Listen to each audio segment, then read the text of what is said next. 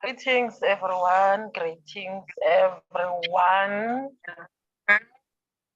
Yes, I welcome you all today, the 9th of August, on this very, very, very special day for women in our country, which is Women's Day. We would just wait a moment for others to join in, as I can see that people join yet. Don't leave the platform.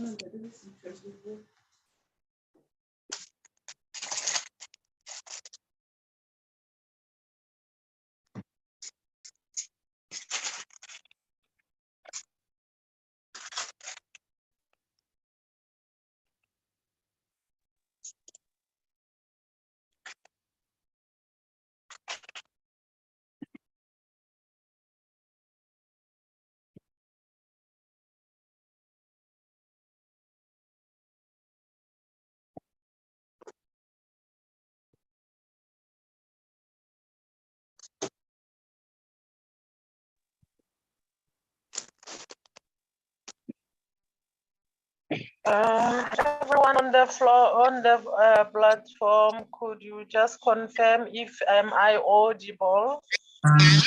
your side?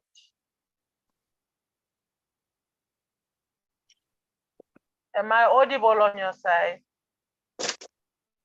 You are audible, Chair. Yes, you are audible.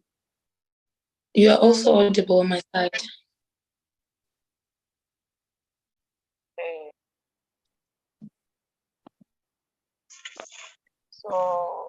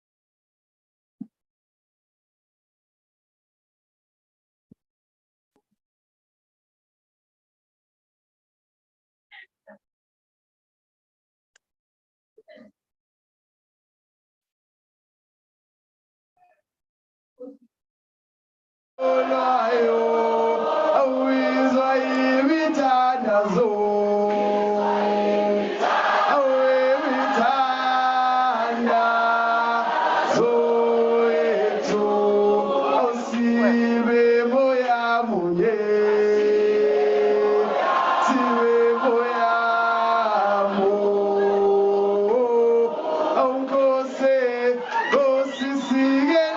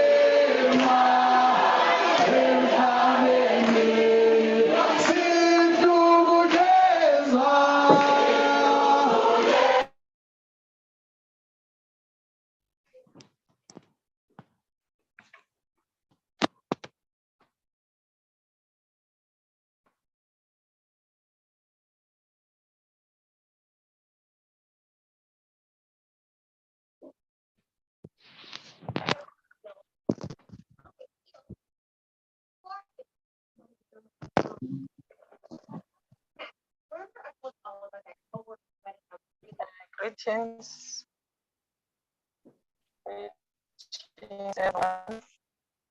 Again, my name is Advocate CM Nokomolodi. I'm the DC of FALA. I welcome you all to this moment.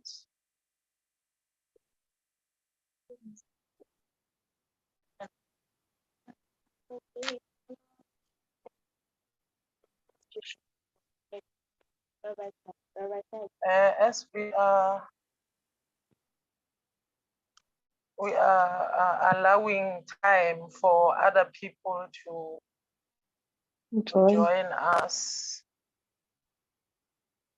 Could I confirm if I'm audible again?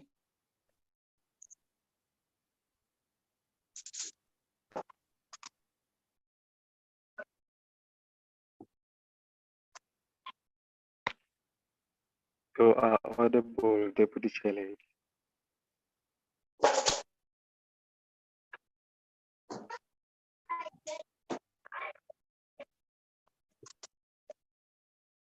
Thank you very much, SG. Thank you for the first item rendered, which was our national anthem. Thank you so much. This time, I'm going to be reading our preamble, our constitution, the preamble to our constitution, the preamble of FALA. Here it reads, the Fearless Azanian Lawyers Association, FALA, in short, is a voluntary organization of lawyers who are entirely committed to fight for the right of Azanian people and to bring about transformation in the legal fraternity without fear of reprisal or prejudice. Our mission and vision, they are to protect and uphold the rights and interests of FALA members, to strive for the empowerment of disadvantaged members and communities, to promote non-racial, non-sexist society and judicial system, to promote and preserve the independence of the legal profession by safeguarding the role of lawyers in protecting the rule of law and human rights and ensuring effective justice for all by acting whenever lawyers are under threat. To promote unity of Azanian lawyers through the projection of the African personality, to promote and propagate the concept of justice for all without compromising on Pan-Africanism ideology and by ensuring unity among African legal practitioners, to uphold, to protect and advance human rights, civil liberties and the rule of law for the socially and economically marginalized, to cooperate with bodies that have similar objectives locally, regionally, and internationally, to fight and challenge all unfair discriminatory practices, to strive for the empowerment of women, and to promote and advance the evolution of jurisprudential order based on and reflective of the cultural aspirations, norms, and values of the majority of our society. The vision objectives of the organizations shall be to become a locally and internationally recognized lawyers organization that grooms African lawyers into conscientious, resilient, and well-rounded professionals who can add significant value to the legal fraternity, to be the national and international voice for its members, to be a fearless organization that would, without limitation to its aims and objectives mentioned herein, do anything necessary within the parameters of the law for the betterment of society.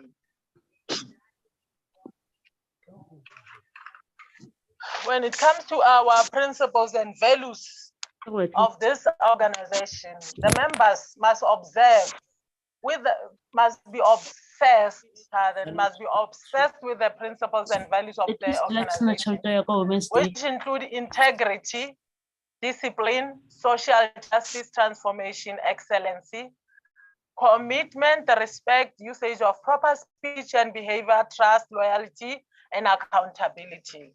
In short, this is our preamble to our constitution.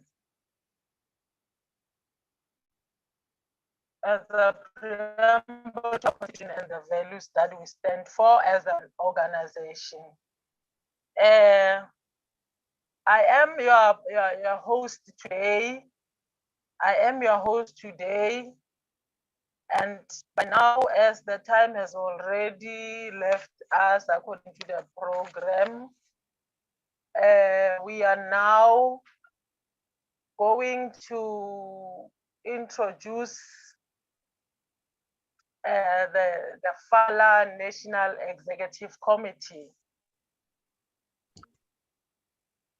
Today in particular, as it's a Women's Day,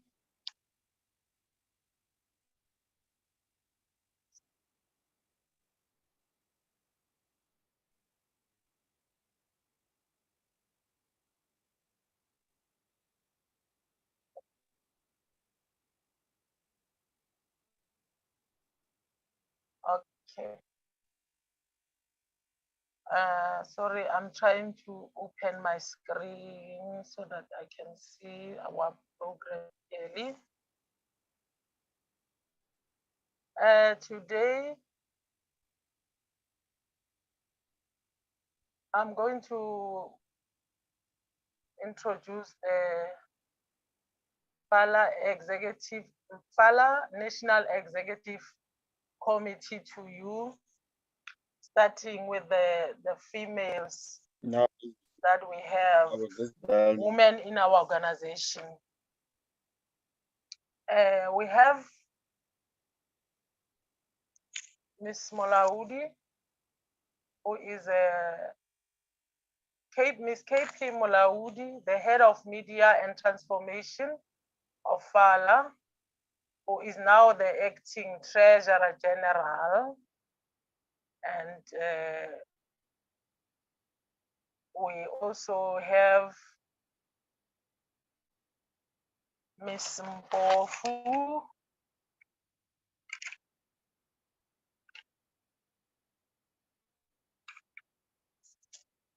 we have Ms. Mpofu, who is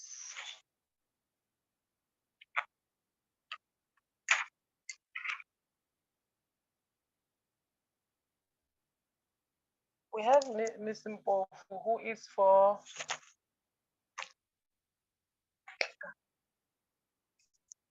Ms. Mpofu. The speakers will come and introduce themselves. We have Ms. Mpofu.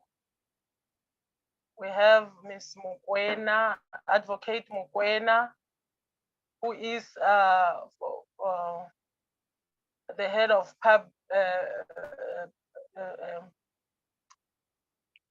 the head of legislation and policy.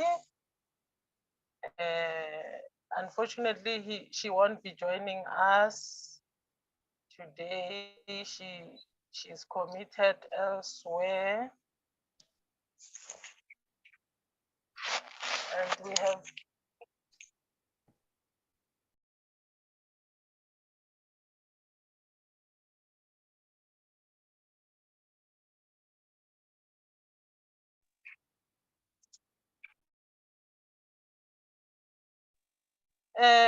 pardon for a moment. We have Ms. Mpofu, who is a head of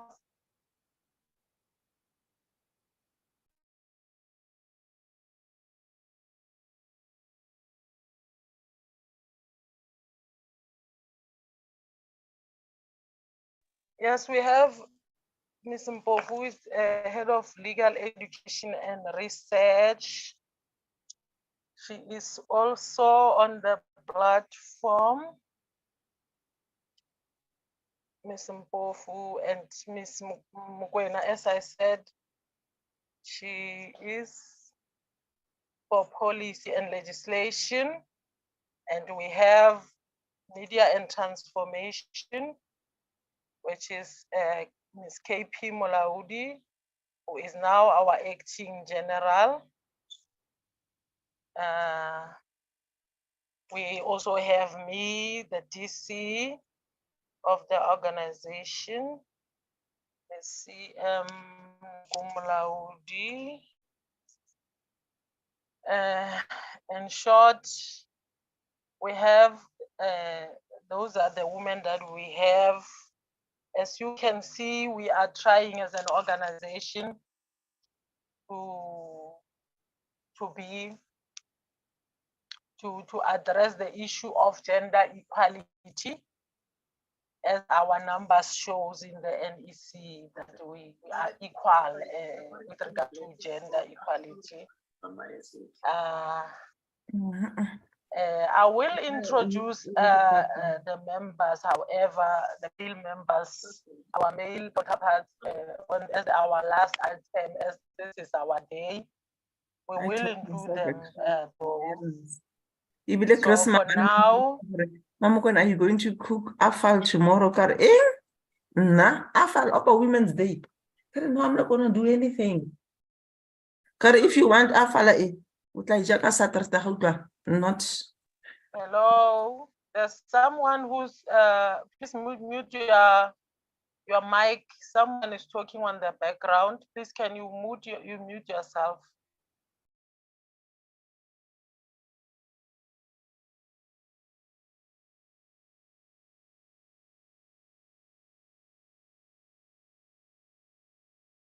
Okay, thank you. For now, we are rendering item number 3 on the list. This is the introduction of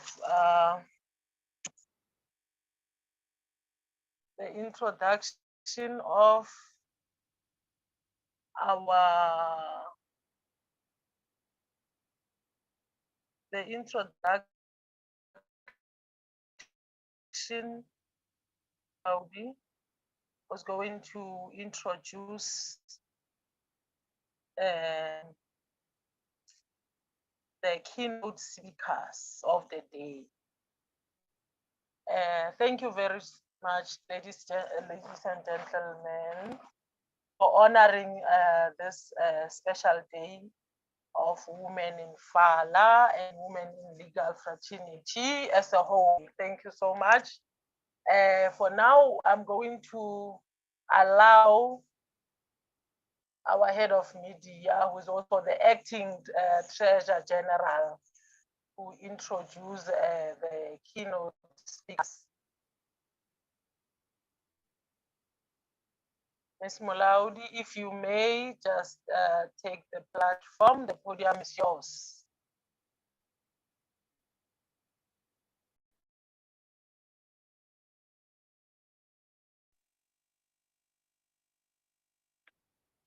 Thank you, DC. May I inquire if I am audible? Yes, you are audible on my side. Am I also audible to the guests? Yes, you are. Okay, thank you. Thank you so much. Thank you so much for the opportunity. I am Kiamokhetwi Molaudi.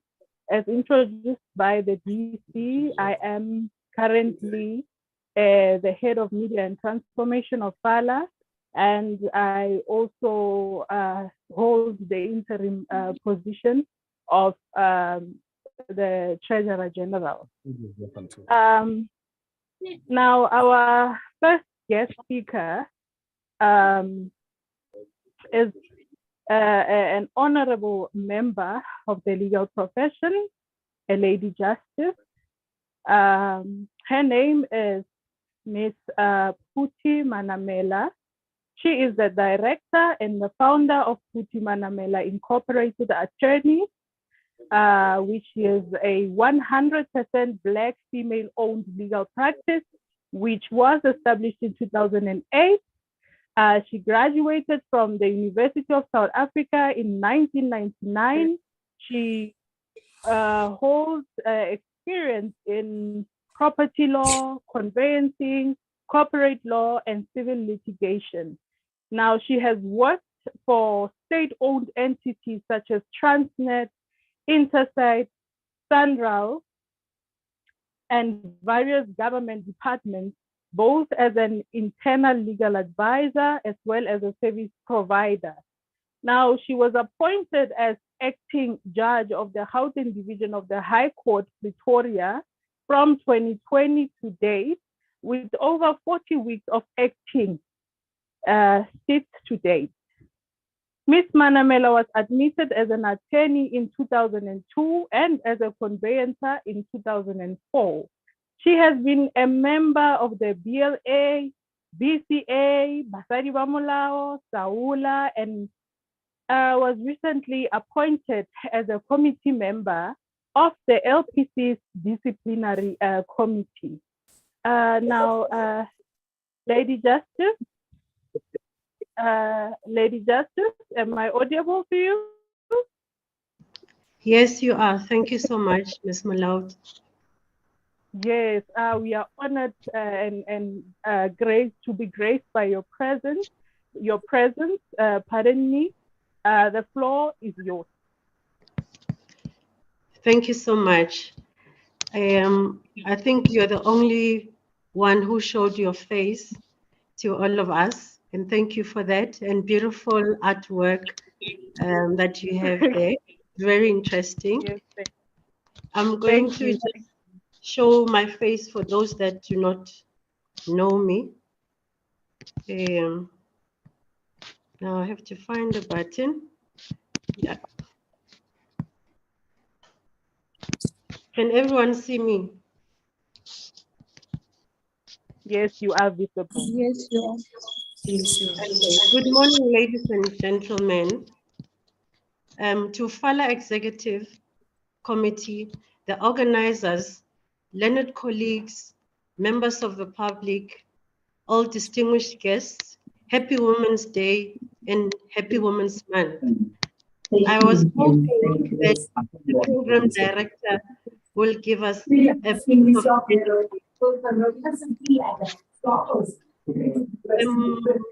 program director, there's people talking at the back. Can you try and mute everyone?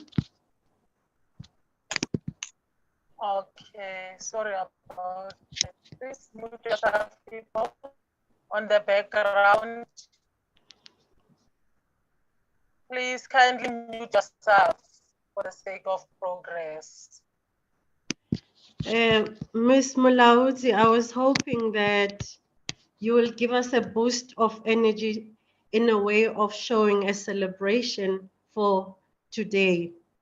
I'm gonna try, I do have flu if you can hear my voice, but I'm gonna try and hopefully somebody will join me and share the celebration. Igama lama kosikazi ma libongwe. Igama lama kosikazi ma libongwe. Libongwe.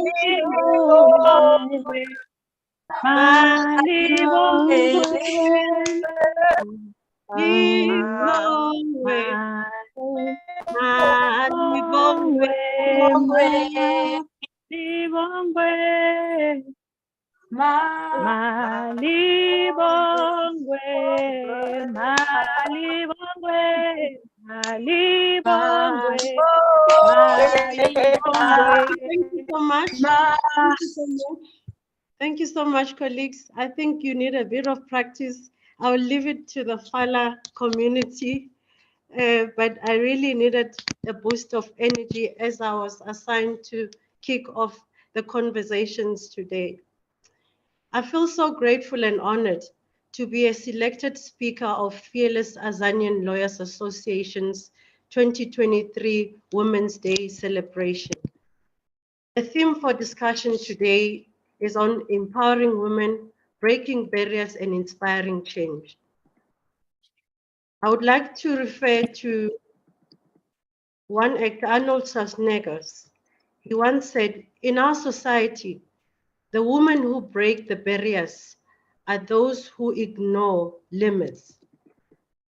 This topic is very close to my heart, both as a Black woman practitioner aspiring for growth and success, and as a member of the society having experienced the historical imbalance of the past. What we can start with is by looking at the horizon and appreciating that a lot has changed. In this discussion, I would like to share a bit about my journey from the early years when I started my career. Secondly, I would like to share the challenges of trying to sustain a legal practice as a Black woman. Thirdly, I would like to share opportunities exclusively meant for Black women. Lastly, as I've been requested, the insights and perspectives of being in the bench. My journey from the early years, some of you will wonder what I mean when I say a lot has changed. By way of comparison, when I started, there was one typewriter machine for the white female secretary in the whole office, no computers, or at least one. A hand notepad for a candidate attorney, if you're lucky, a dictaphone machine. My professional journey began around 2001 when I joined MNS Attorneys in Johannesburg after migrating from Polokwane, Limpopo. In Polokwane, I had to short-live the firm that offered me articles of clerkship as I was shocked by the remuneration offer of 1,500 in 2001. Some of you will recall that the Attorneys Act of 1977 provides for not less than 50 Rand as remuneration for articles of clerkship, which was totally absurd. This is one of the main barriers against empowerment, as it delays financial emancipation and makes some women vulnerable. One of the main barriers of being a woman in this profession from those early years, which I suppose affects other genders as well, is financial constraint and lack of remuneration. This is still the case today. Other barriers that we face in the profession as women emanates from social challenges like poverty, gender and racial dominance, briefing patterns, globalization, violence, access to basic needs, access to employment, and other economic factors. I was so blessed to be led by an inspiring man, Mr. Mngetizi Ndlovu, who was very clear about his intentions of unleashing good quality work and productivity regardless of gender. Using his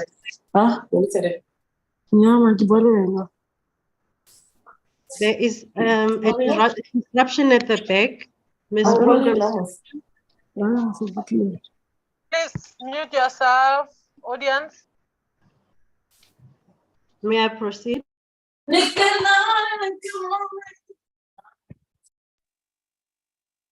Sorry about that. May you proceed? May you proceed, Honor, Your Honor?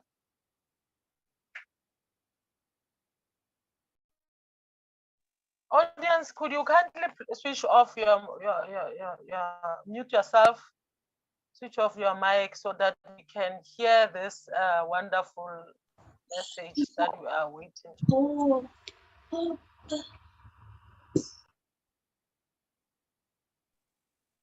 Sorry to speak without being recognized. May I suggest that the program director mutes the participants such that they can unmute themselves? That is possible on their side. Thank you.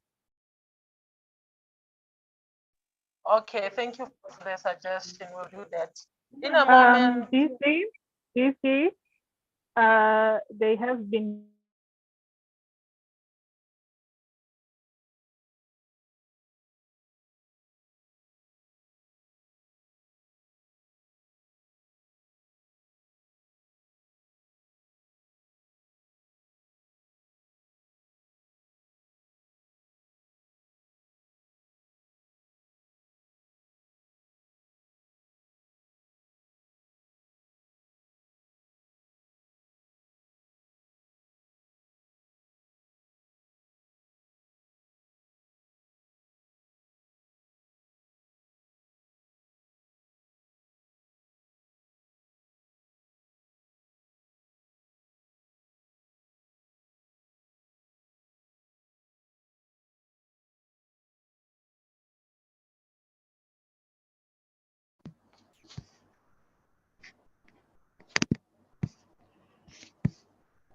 Ms. Program Director, I'm waiting for you to confirm that we may proceed.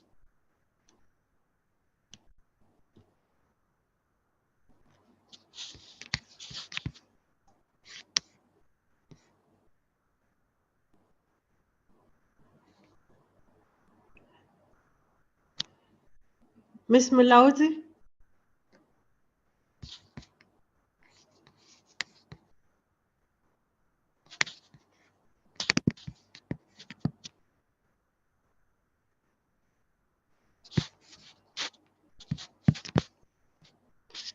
May I proceed? Proceed, AJ.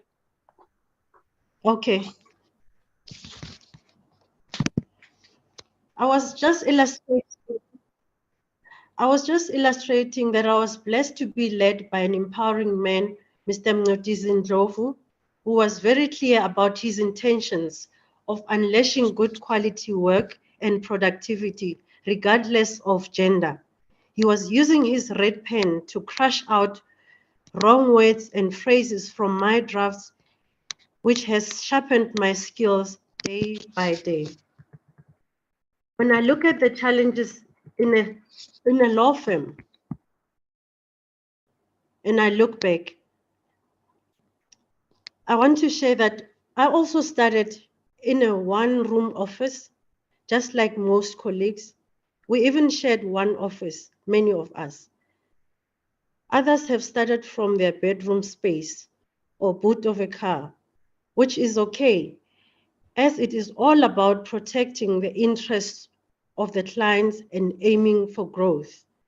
The sad reality is that some of us forget where we come from, in that we should at least offer assistance to those who come after us.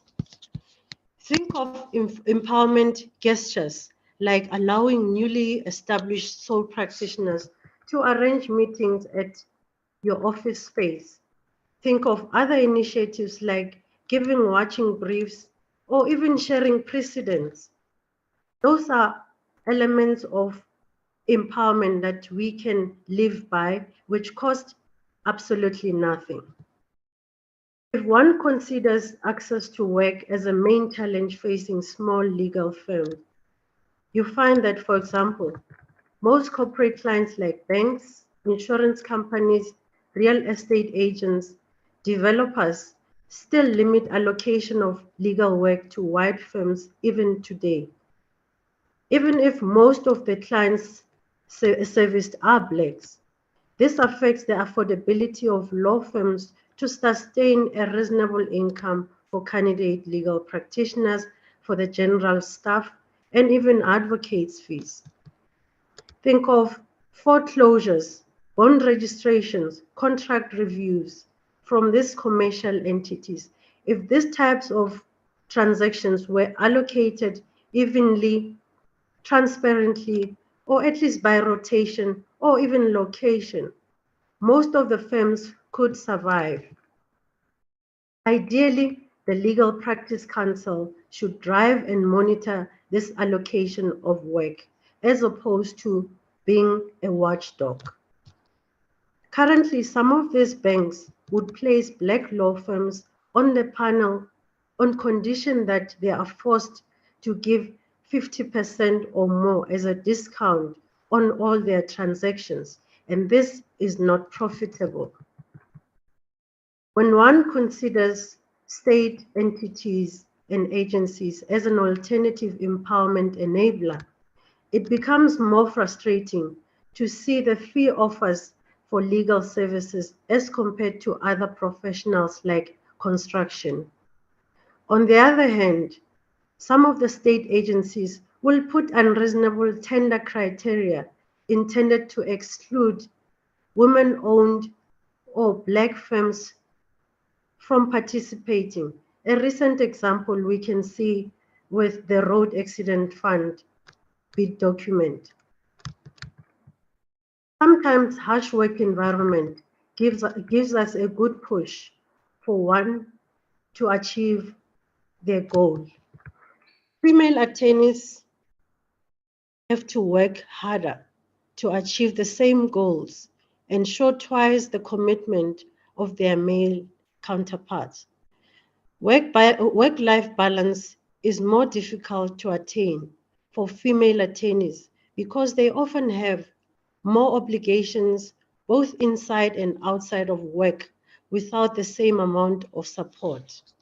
This is totally unfair, and this is our reality. Now, when one considers opportunities exclusively meant for Black women, and this I'll say on a lighter note, let's look at most state-owned entities are bound to have transformation policies with specific targets for women empowerment. We should all take advantage of these opportunities created for us by firstly making a contribution to the policy framework and participate actively in the implementation and enforcement of these policies. We must appreciate the support we get from our male colleagues. Some of us were mentored by them. As we reflect on the past to shape the future, we need to use lessons learned to identify opportunities ahead of us. My perspective from the bench. Generally, acting judges starts with unopposed motion court. In my very first week at High Court during lockdown in 2020, I was assigned to opposed motion court as I was confused with acting judge Hassan Manamel, who is male and who has been acting for some time. I had no idea where to start. My registrar delayed to arrive to work as well. The corridors were cold and silent as most judges were working from home. The judge's tea room was closed. I could not find any robes in my chambers. The road was a bit lonely. At that time, I had just finished reading Judge Moseneka's All Rise book, and I wanted to experience what he illustrated in his book. He said on his first day as a judge, in one of the drawers in his chambers, he found a carbon paper which listed people who were sent to death sentence by the previous deceased judge. And that touched me. I got to my drawer and I was curious to see what was in my drawer. Of course, there was absolutely nothing to write about, but the environment felt strange and old. I guess I'm not the only one who finds the Palace of Justice kind of spooky. Somebody must do something with the acoustics of that building. During my acting stint in the High Court, I've had the opportunity to preside over matters that would most likely never have been referred to me in my practice. This is purely because we are mostly excluded from the real work. Over the past 12 years, I would have diarized a date when I would submit application to be on the panel of Absa Bank's foreclosure panel as one of the examples. And every year I'll get the same answer. Now, because from last year I decided to change my practice name by abbreviating the name to PM instead of using Putima Namela, then somebody responded by saying the panel will open in 2025. I'm not sure if that has to do with changing my abbreviation, but this is our reality. At the bench, I have seen white male counsels as they come to introduce themselves and they were not talking to each other before entering my chambers. They would then decide to settle their case soon after noticing that the presiding judge is a Black female. Now, that is the reality we face. I have heard colleagues also saying that when drafting agreement, some attorneys deliberately refer it to arbitration because they undermine who is in the bench. Now, from your side, as officers of the court, you are bound to come to the assistance of the court in your preparation of cases and to protect the integrity and the decorum of the court. As we hope for a better life for all, a lot is yet to change. Inspiring change. In South Africa that we live in, how do we continuously inspire change for our women? How exactly do we keep that fire burning right now and ensure that it stays burning for generations to come? Historically, Black women have faced numerous challenges when it comes to their career in law. We all know about this. I suppose that what we need currently is to foster an environment that speaks to equal opportunities while providing support and mentorship for Black female lawyers, the same lawyers who we will once pass on the baton to take our country's legal standards to a greater height. I've encountered many colleagues in my career who share the same sentiment, yet we go only as far as talking about it instead of doing something. We should be refining our legal education content, instilling policies of inclusivity, creating scholarship and mentorship programs, as well as networking opportunities. By this alone, we'll be preparing and gearing them up to take on the real issues we face in this country and build a stronger legal landscape. In my 21 years of dedication to the legal profession of South Africa, breaking barriers of growth and inspiring change for women is not only a matter of justice, but a necessity for our society to progress. It needs to be our continuous mission to keep building women who see no limits. Together, we can champion the cause of our female lawyers and strive towards a future where their contributions are recognized, valued, celebrated, and limitless. I thank you.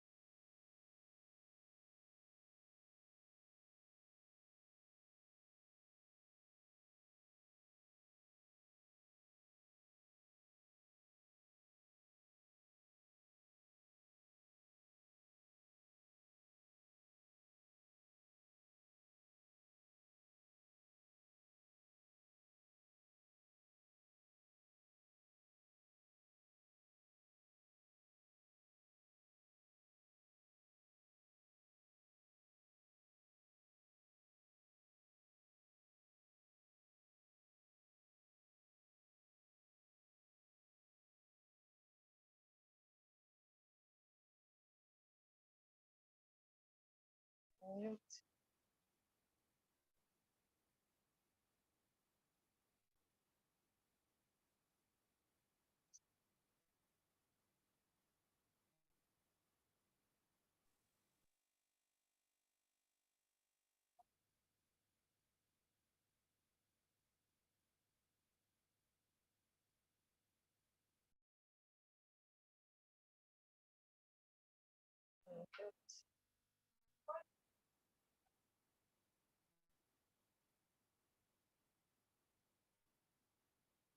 No. Speaking. Colleagues, if you can hear me, I want to thank the Honorable Judge for gracing us with her presence. Thank you so much, Mema Namela. We are just facing the technological glitches there and there. It seems we are muted. If you can hear us, bear with us on this one. We want to thank you so much for encouraging us to becoming limitless, to embrace the fact that no limit must be accepted by us as women in the profession. We must be limitless women. Thank you so much, Ralebwa Manamela, Ralebwa, for embracing us. On the next item, to introduce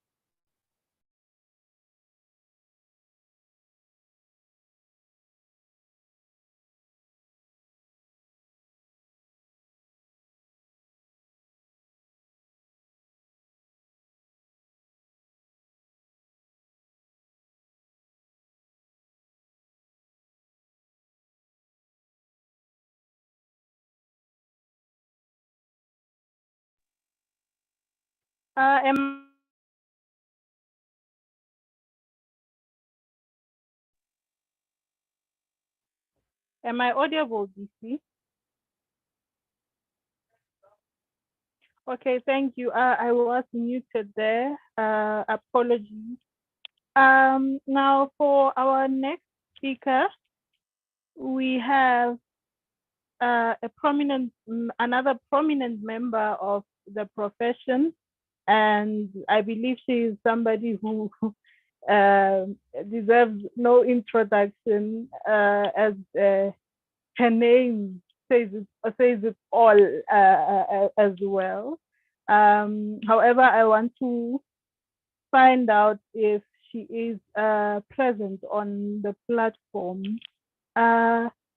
Advocate Zandile Mshololo, are you present with us?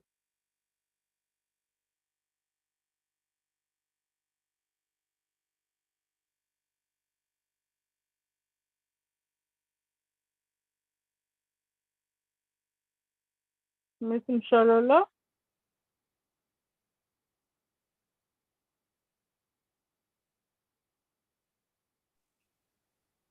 ATG. Okay, She's no longer. we seem to be having some technical difficulties.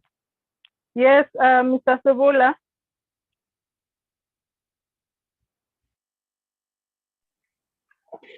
Mr. Sebola? Advocate Mshololo is no longer here, but she was here not long ago. Oh, she was here. Okay, I believe we can proceed to our third No, she's back. guest. She's back. Okay, is she Miss Mshololo? Advocate Zandile Mshololo? Can you hear us? Are we audible?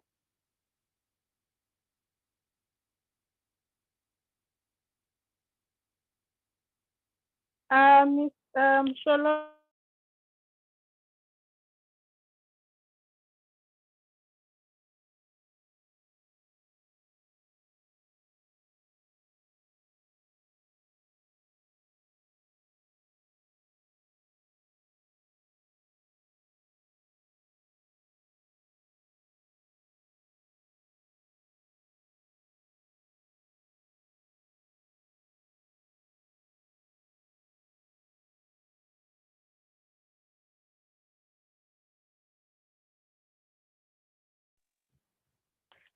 Okay, colleagues, I believe we need to give Ms. Mshololo a chance to unmute herself. I do see also on the chat that it is suggested. I'm also seeing there are people who are saying the only thing that they can view is our program. I have activated my video. I hope you are able to see me. For those that might be joining in right now, I am Kiamogetu Molaudi, the head of media and transformation of FALA and the acting treasury general currently. So right now, we are rendering our, I believe it is our fourth item, which is introducing our second speaker, which is Advocate Zandile Mshololo, who will now take the platform and address us on her keynote address. The floor is yours. I believe you will be unmuted.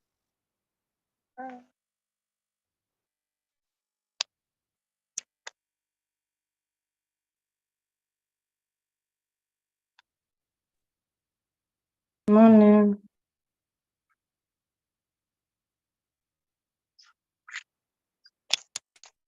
Hello. Good morning. Hello. Hello. Yes, Ms. Mshololo, you are welcome. We welcome you. Can you Hello. How are conceive? you? Thank you. Can you guys hear me? Yes. Oh, thank you. Can you see me? No, we can't see you, Ms. Mshololo.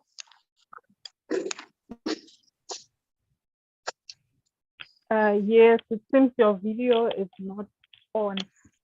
It's not on. Let me try to connect. Okay.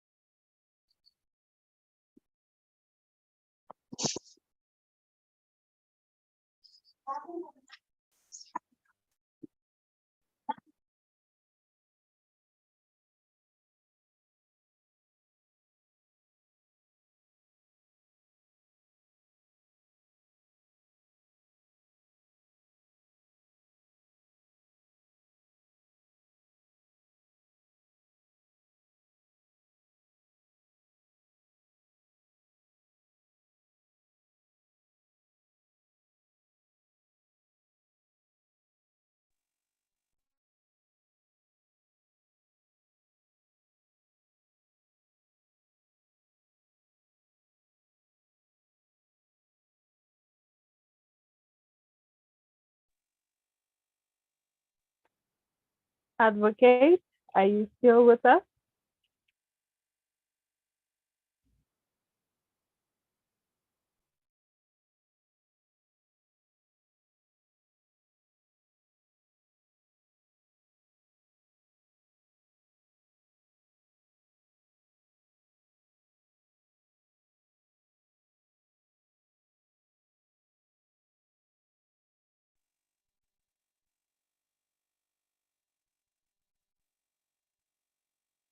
Audience, we are waiting for Ms.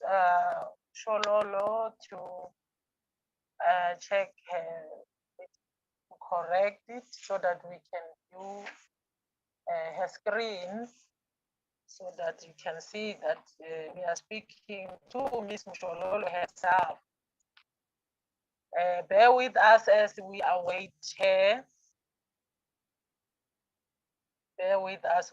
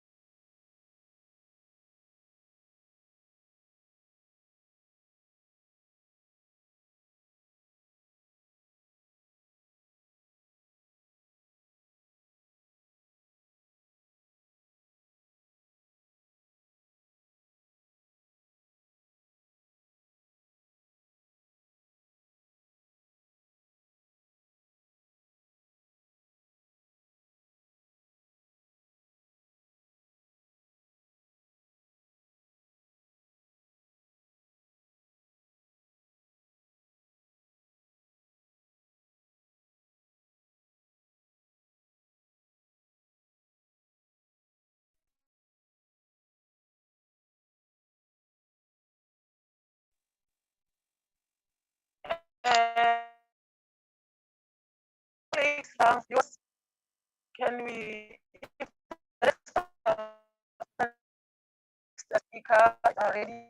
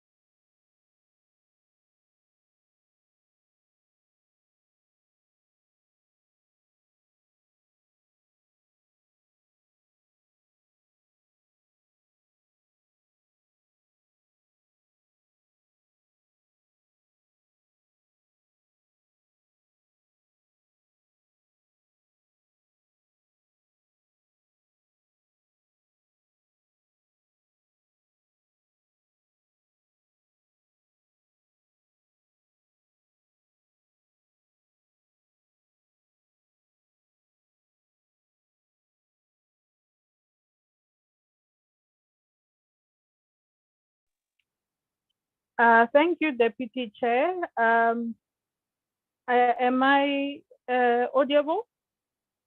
Colleagues, am I audible? Yes, we are audible. Okay, can the guests also hear me?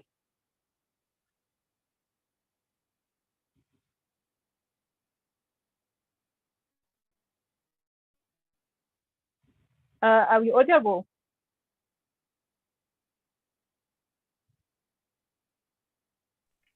Yes, you are.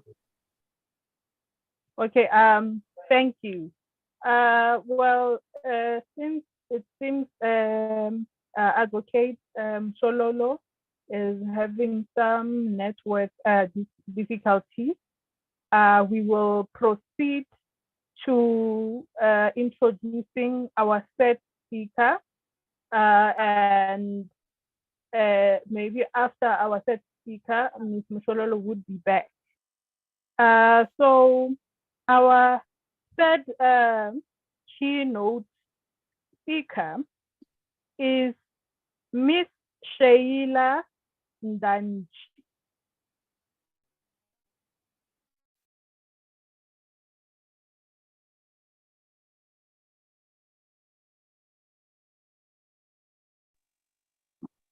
I hope, I don't know if you can see me. Yes, we can see you. Good morning, everyone. Morning. Oh, morning. Apologies. Good morning. I was cut off. I was cut off. Apologies. No Yes. problem. Okay, I was on your introduction, my lady. Okay. Am I audible? Okay. Now, she is an attorney, a notary, and a conveyancer. She holds an LLM in corporate law and has served as a senior legal advisor. Now we are humbled to be graced by your presence, Ms. Ndanji, and the floor is humbly yours. You may proceed. Good morning, everyone. Morning. My name is Sheila Ndajije. And as mentioned, those are my credentials. All protocol observed. Thank you for the opportunity for me to be here and to speak to ladies, women, esteemed women in different societies. I think today my mandate is to speak about empowering women in the legal profession. I did not get to print my timetable or the table on what I'm supposed to speak on. Yes, you are correct. You are correct. You are speaking on empowering women, breaking boundaries, and inspiring change. Yes, indeed. The legal profession is male-dominated, generally male-dominated. And also, I think I can say white-dominated.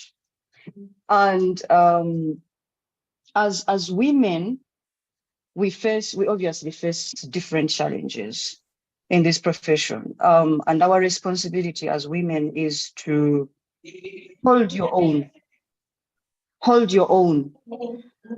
be confident to a point where no one is capable to tell you you cannot, you're not good enough, you're not competent enough. Because you will walk into rooms where, as a corporate lawyer, for example, because corporate law is mostly male-dominated and white-dominated, you will find that in order for you to cut it, there is a kind of confidence that you must carry in yourself. No one should ever be able to tell you, no, you can't make it, or you can't do this, or you're not capable of this. There's nothing in this profession that a man can do that a woman cannot do. Hi. Can you hear me? Okay, yes, you may proceed. I believe there was a guest who unmuted herself, but that is being taken care of. Do proceed.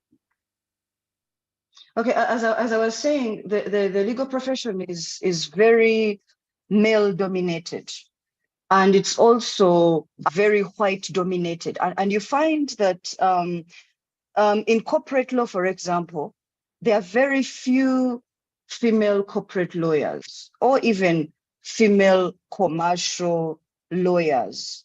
So you find that as a woman, to cut it is a very difficult it's a very difficult situation, because most people, so to speak, feel like women are not cut out for certain areas of the law or even certain areas in life in general. So as a woman, it is your responsibility to be so confident in yourself that there is no one that is going to come and tell you you are not able to. So you have to hold your own in as far as making sure that if you have chosen the profession of the field of corporate law, or if you have chosen the field of conveyancing or notary, if you walked into an office, you know your story. Even if your voice is shaking, speak out, let your voice be heard. Because if you don't speak out, then you're now placed in a corner where you are not able to voice yourself. And if you can't voice yourself, you're not going to be heard. So as a woman, let your voice be heard.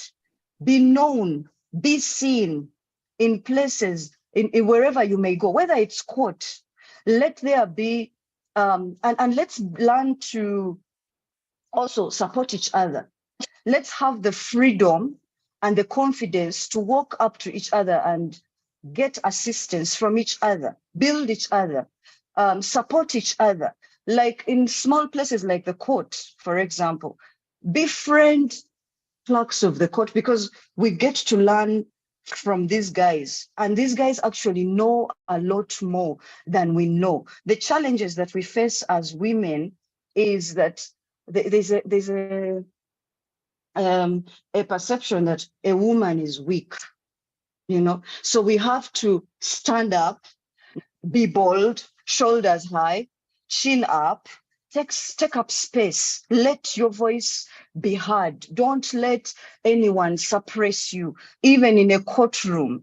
If you, like I said, if you choose a field and say, okay, I'm a conveyancer, be in the know so that no one can tell you, oh, when you lodge a document, your LPC number is supposed to be in such and such a position. And now an examiner is telling you that your LPC number is not there, but your LPC number is indicated accordingly, according to the rules of the deeds office. But now you are failing to stand up and say, no, no, no. You're allowed to challenge whatever someone's view is. So now, because you're being intimidated by this examiner, who is not, chances are, is not even a conveyancer or a notary public or an attorney for that matter. He is an examiner, yes. But you know better because you've been trained in this field. And you know that my legal practice counsel number is supposed to be indicated on the preparation certificate under my name, under the word conveyancer or notary public. But this person is telling me that my LPC number is not here. And now you're silent.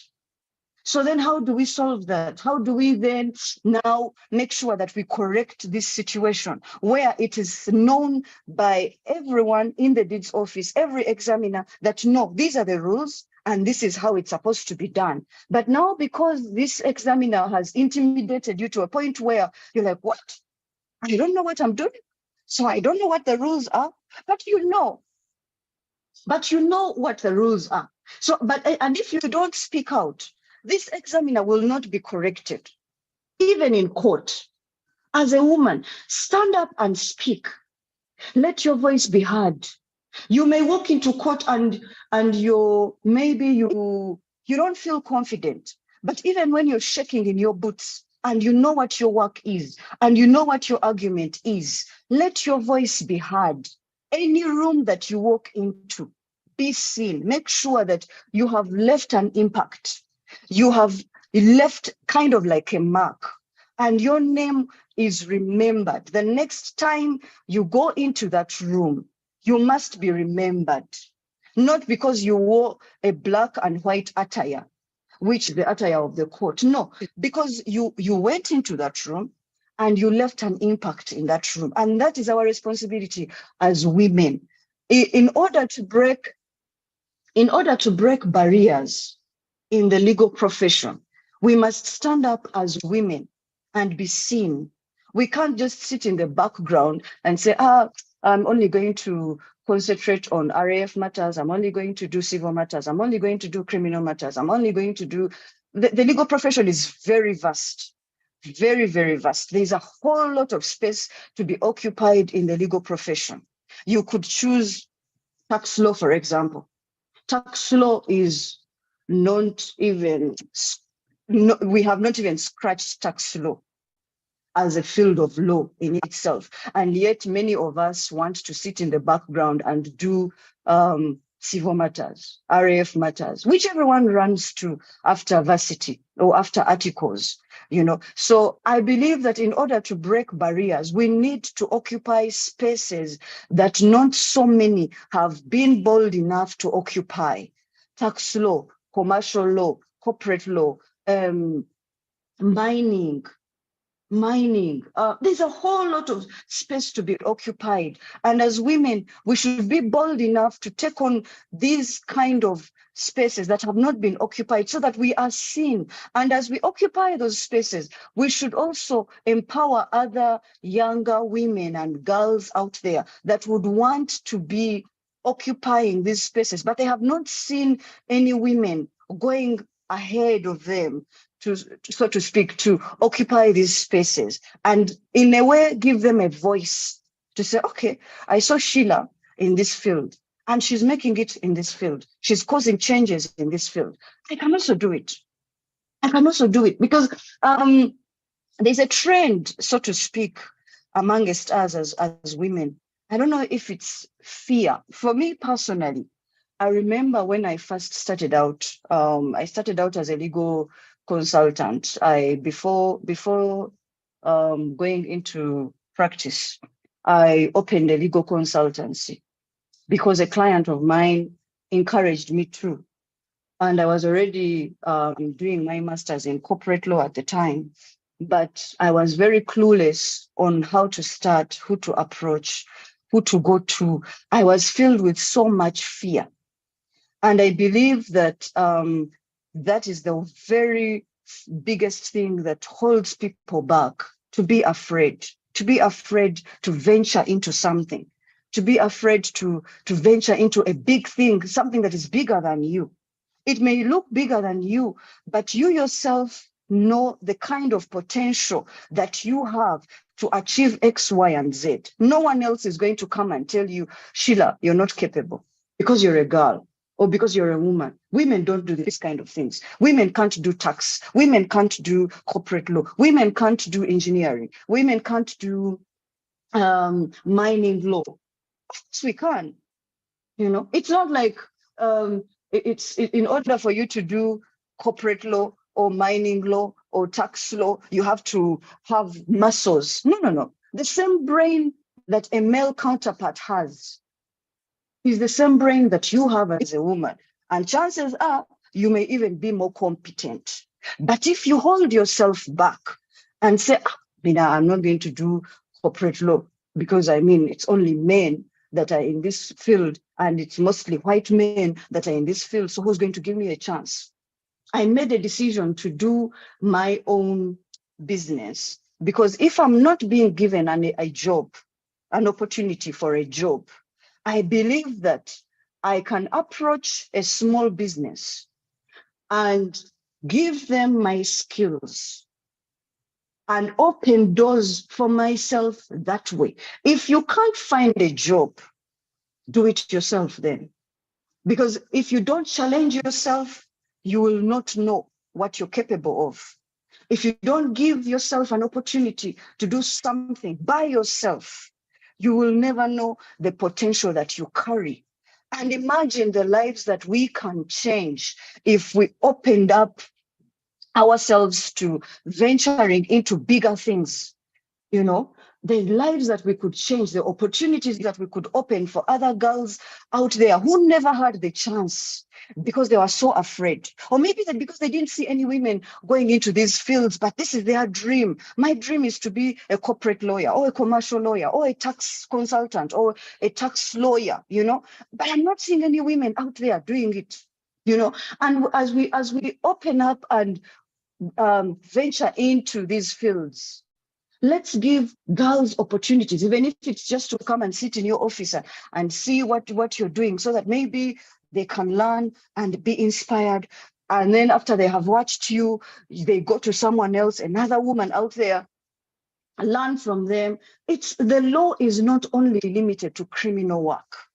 The law is not only limited to RAF matters. The law is not limited to only civil matters, a breach of contract here and there, or someone did that and that. No. These are bigger things, bigger rooms that we can occupy in the field of law, because the law is very big, very diverse. Real estate, for example, real estate is not only limited to being an estate agent. As a lawyer with your law degree, did you know that with your law degree, if you wanted to be a real estate agent, you don't actually have to go, you can be exempt from the from the steps that the normal real estate, a candidate property practitioner would take. You are exempt from the is it QF something? Sorry, I don't have it off by heart.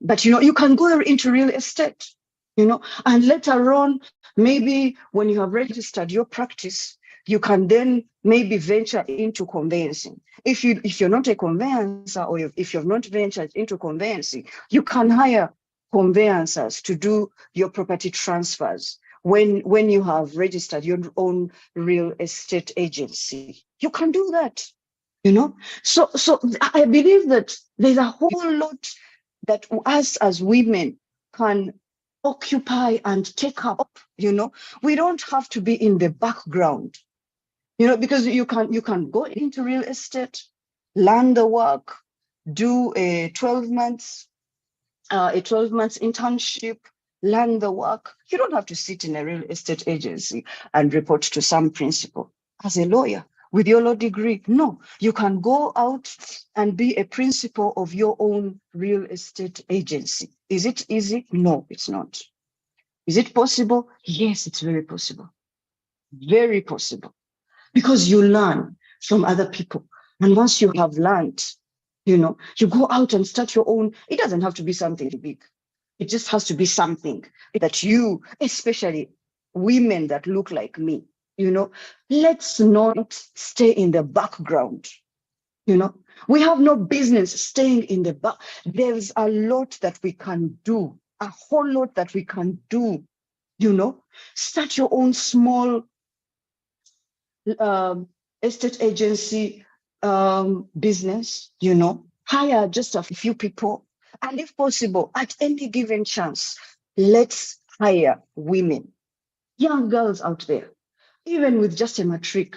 Let this girl come to your office and do reception work as you teach her how to market a property, how to get a client for a property. Let her then learn from you, and maybe later on even join you, So I recently actually realized that I, as an attorney, this is after doing my conveyancing, I, as an attorney, can actually sell property. I did not know for a long time. I did not know. And if it's something that I had known or learned from someone, I would have gone. I've been working with conveyancers. I've been working with estate agents. I honestly, after watching a program on TV, I realized that, this is something that I can actually do. So imagine how many people have decided, criminal work has a lot of work. So this is where I will start. I will look for RAF matters and concentrate on that. And yet, if you broke into real estate, it would just be, it's like a waterfall. It's a waterfall. Once you crack this field, you are good to go. You are sorted, And as an attorney also, another way as women, as an attorney, with your qualification, or even just your legal qualification, without even the being admitted as an attorney, it would be much better if you're admitted as an attorney. But with your qualification as a lawyer, just as a lawyer, LLB, there's a whole lot of exemptions that you can get just with your law degree alone.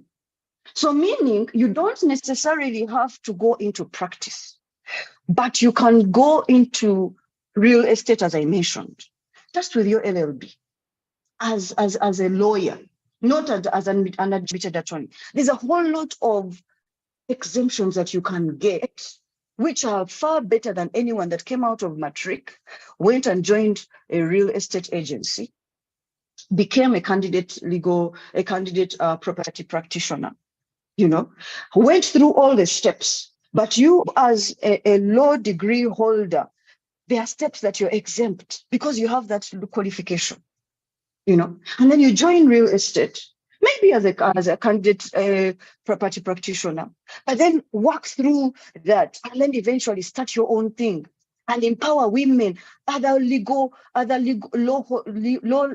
law degree holders, to come and join you even become a principal of your own estate agency. And there are other fields out there that really, like, as a legal person, you can skip steps in and then find yourself going ahead of others. So the law is very diverse, you know, and it's our responsibility to break these barriers, to go in and take space, have our voices heard. If you walk into a room, and as I said earlier on, if you walk into a room and someone is challenging you to say, no, you're wrong here. No, you're not correct here. The step that you took here is wrong. But you know that I'm not wrong. Open your mouth and speak. No, it's not about arrogance or being pompous. No. Because if you keep silent, you're not going to be heard. Like I gave an example earlier on of the deeds office, you lodge a property transfer, and you lodge a property transfer, and this examiner is telling you your LPC number, makes a note on your documents to say you did not indicate your LPC number, but your LPC number is there, and it's accordingly indicated on the document as is required by the deeds office. But now your document, your property transfer is being delayed because this examiner feels like you did not even pay attention to your document, you know. But he's saying that your LPC number is not there, but your LPC number is there. And now you're silent. You're not saying anything. So then how do we solve the problem? Let's open our mouths and speak. It's not about arrogance. It's not about being pompous. It is about you carry yourself with so much confidence that no one in any room, male or female, is capable of telling you that you are wrong, or you're not capable, or you're not good enough, or you're not competent. The power is within you to make a decision. How competent am I? And in order for you to see that, it is by you taking a step and going out there and challenging yourself. I'm going to study corporate law, and I'm going to make sure that I make it.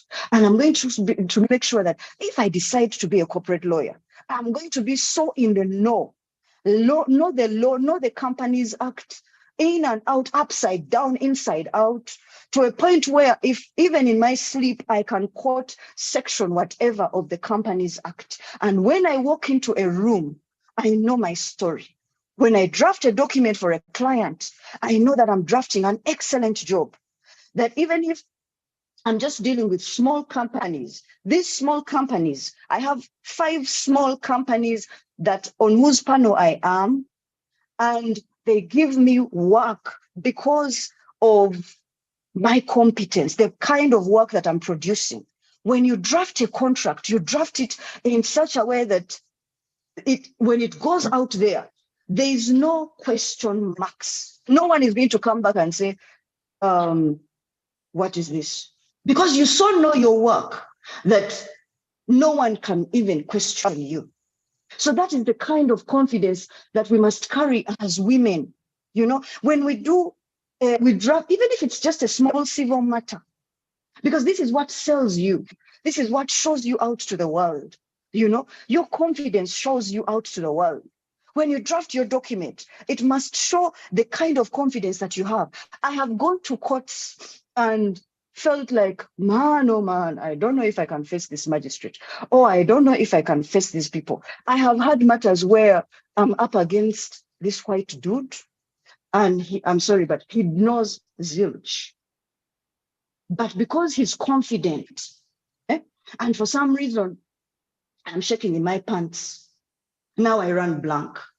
But I go back and speak to myself and I'm like, no. Even if you're sweating, go to the bathroom, sweat it out, wash your face, redo your makeup, and go back into that courtroom. Always learn to speak out. Speak out. Open your mouth and speak, because if you don't speak, you will not be heard. And if you're not heard, you'll never be known. And if you're not known, you're not occupying any form of space. So please speak out. As women, let's speak out. When we meet each other in court, or in the street, or in the passages of any room, you know, let's build each other up. hey, you look nice, I like your hair. That alone, you have no idea the kind of confidence that you'll have put into someone's spirit just by complimenting them. Oh, I like your hair. Oh, your afro looks nice. Oh, I like your suit. Where did you get it from? You know, that kind of stuff. Oh, when I heard you arguing in court, I liked your argument. That's very good. Thank you. Those kind of small, it's the small things that break the barriers, break the boundaries, you know, that we are faced with. The legal profession is not only meant for men. We as women are not only meant for the kitchen or in the background. I remember one time I was speaking to a guy who said to me, but how can a man be speaking to you and you're looking at them in the eyes? And I'm like, what? Yeah, because traditionally a woman, when spoken to, is supposed to be like that. You have to bow down. I'm like, no. But that is slavery. In a way, that is slavery, because in the corporate world, if you walk into a room and you're addressing someone and you're speaking like that, that means that you have a very low self-esteem. So what do we do about it? Do we then walk? Because there's a difference between, there's definitely a difference between our traditions and when you are working in the corporate world. Okay? There's something about how you shake a person's hand.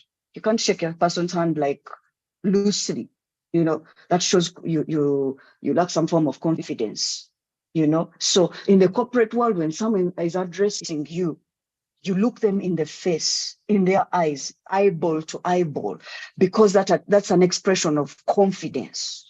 It matters how, as a woman, you show yourself out to the world, even in court, you know.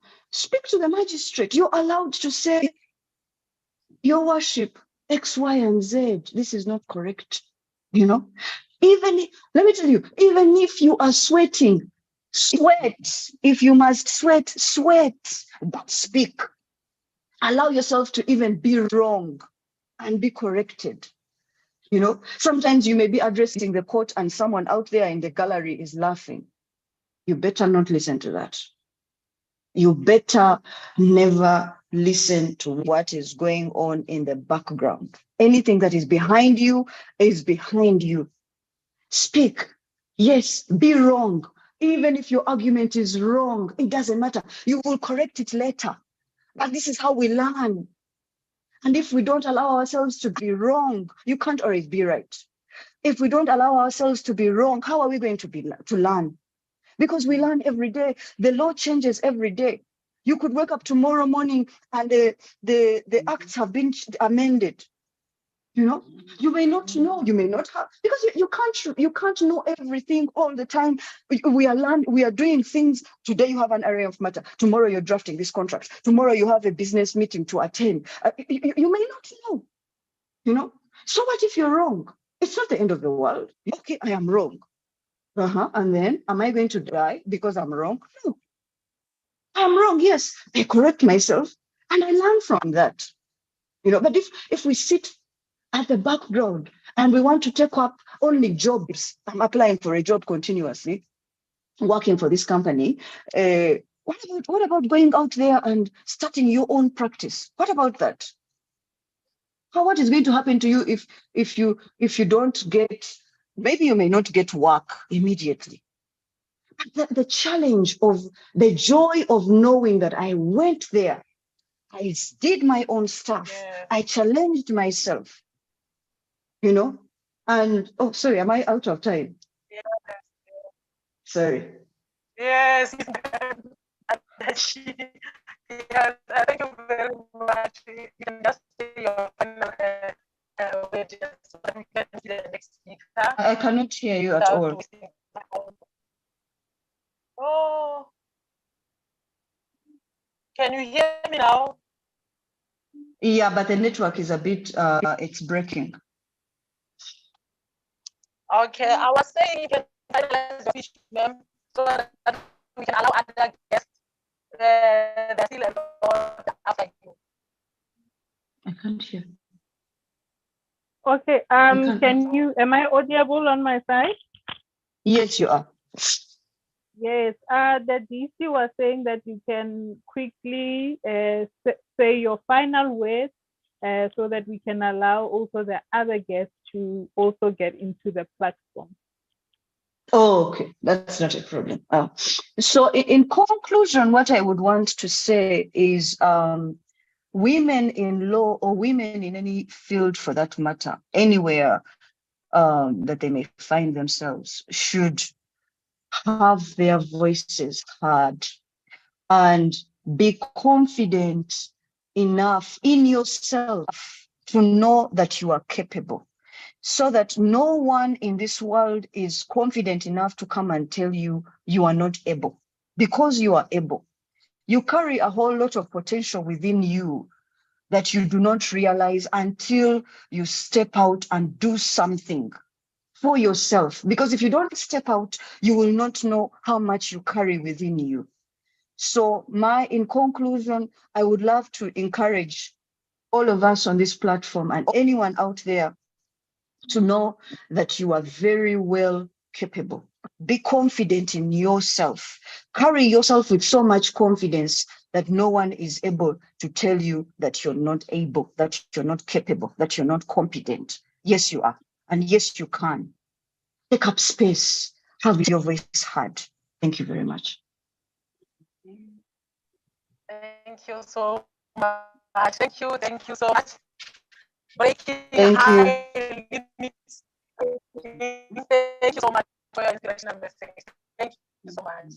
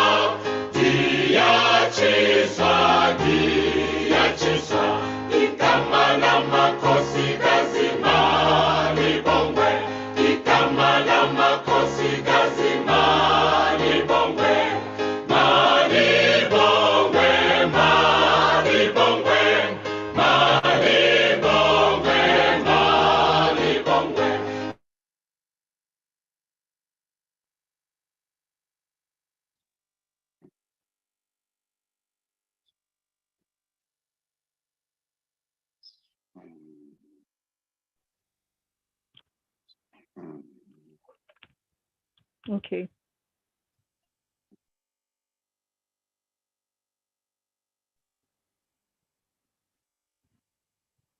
Okay.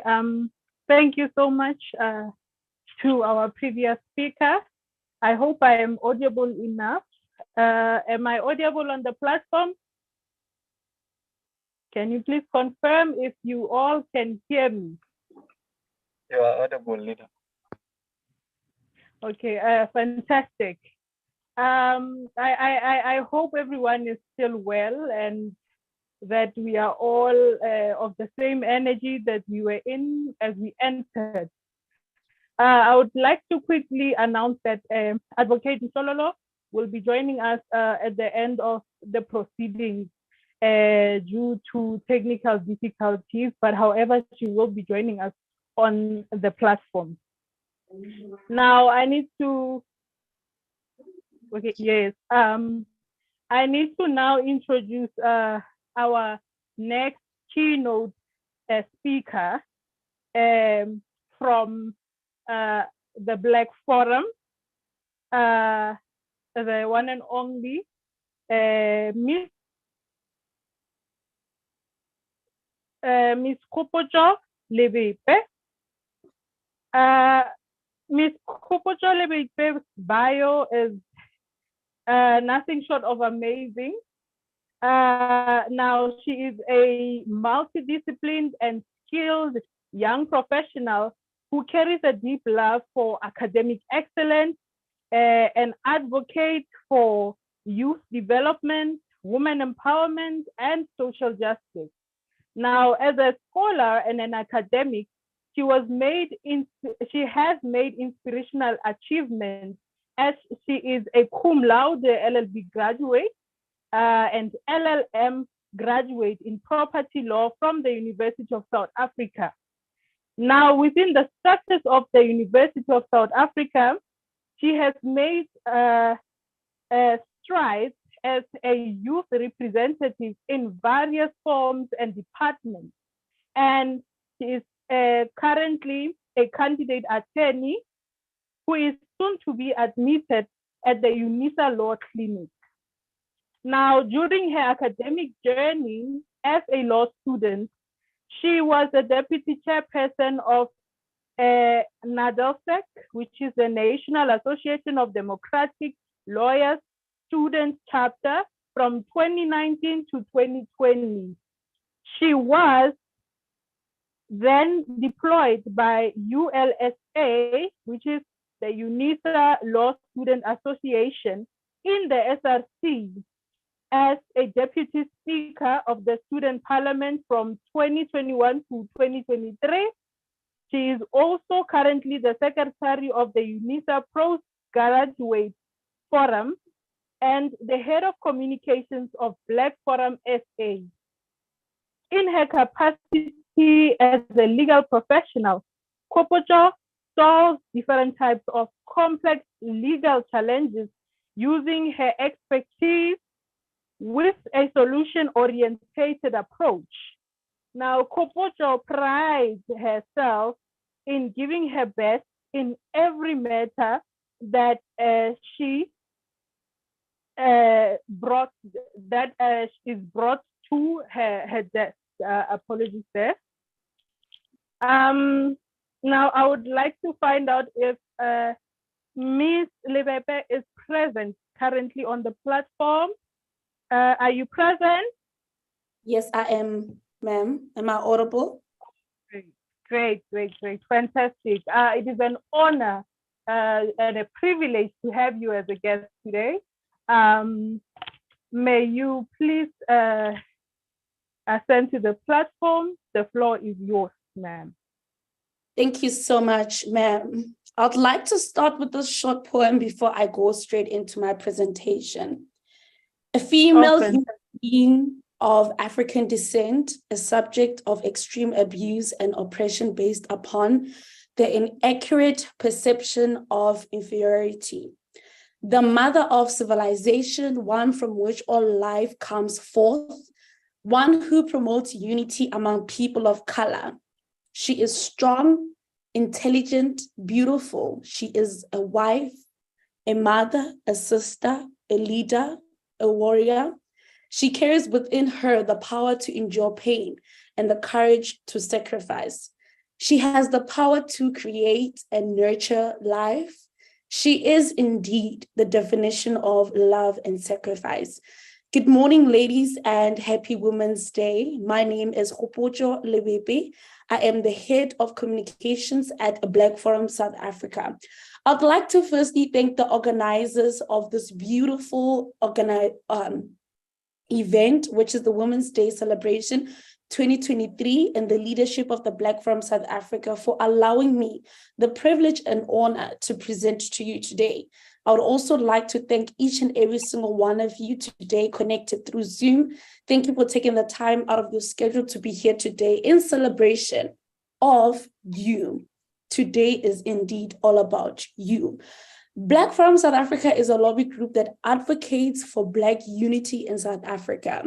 We definitely believe in uniformity of the people and our people in this century and in Africa as a totality. As a Black female in South Africa, I have been privileged enough to be surrounded by my male counterparts that have allowed me to grow in this industry or any type of industry that I am in. But I am aware that the reality of today, it's not, hello? Oh, Kopocho. Yes, ma'am. Yes, could you kindly show, we want to see your face on the video, if you may. Your video is not visible to us. Oh, you'd like to see my face? We don't see you. Okay. Yes, please. Just give me a moment. No problem. Just kindly give me a moment.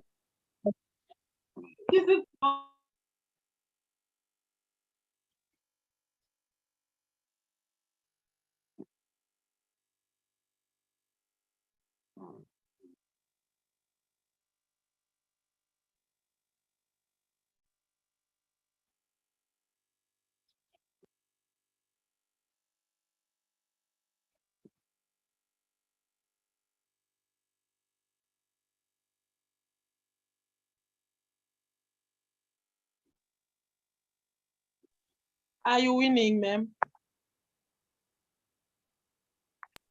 Yes, I am. Just kindly a moment. Thank you. Okay, all right.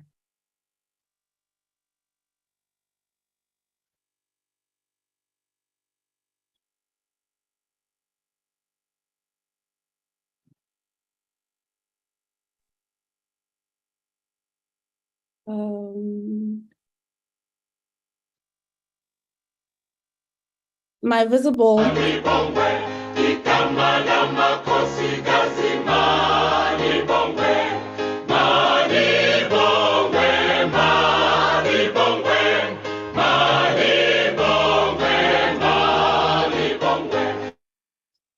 Thank you.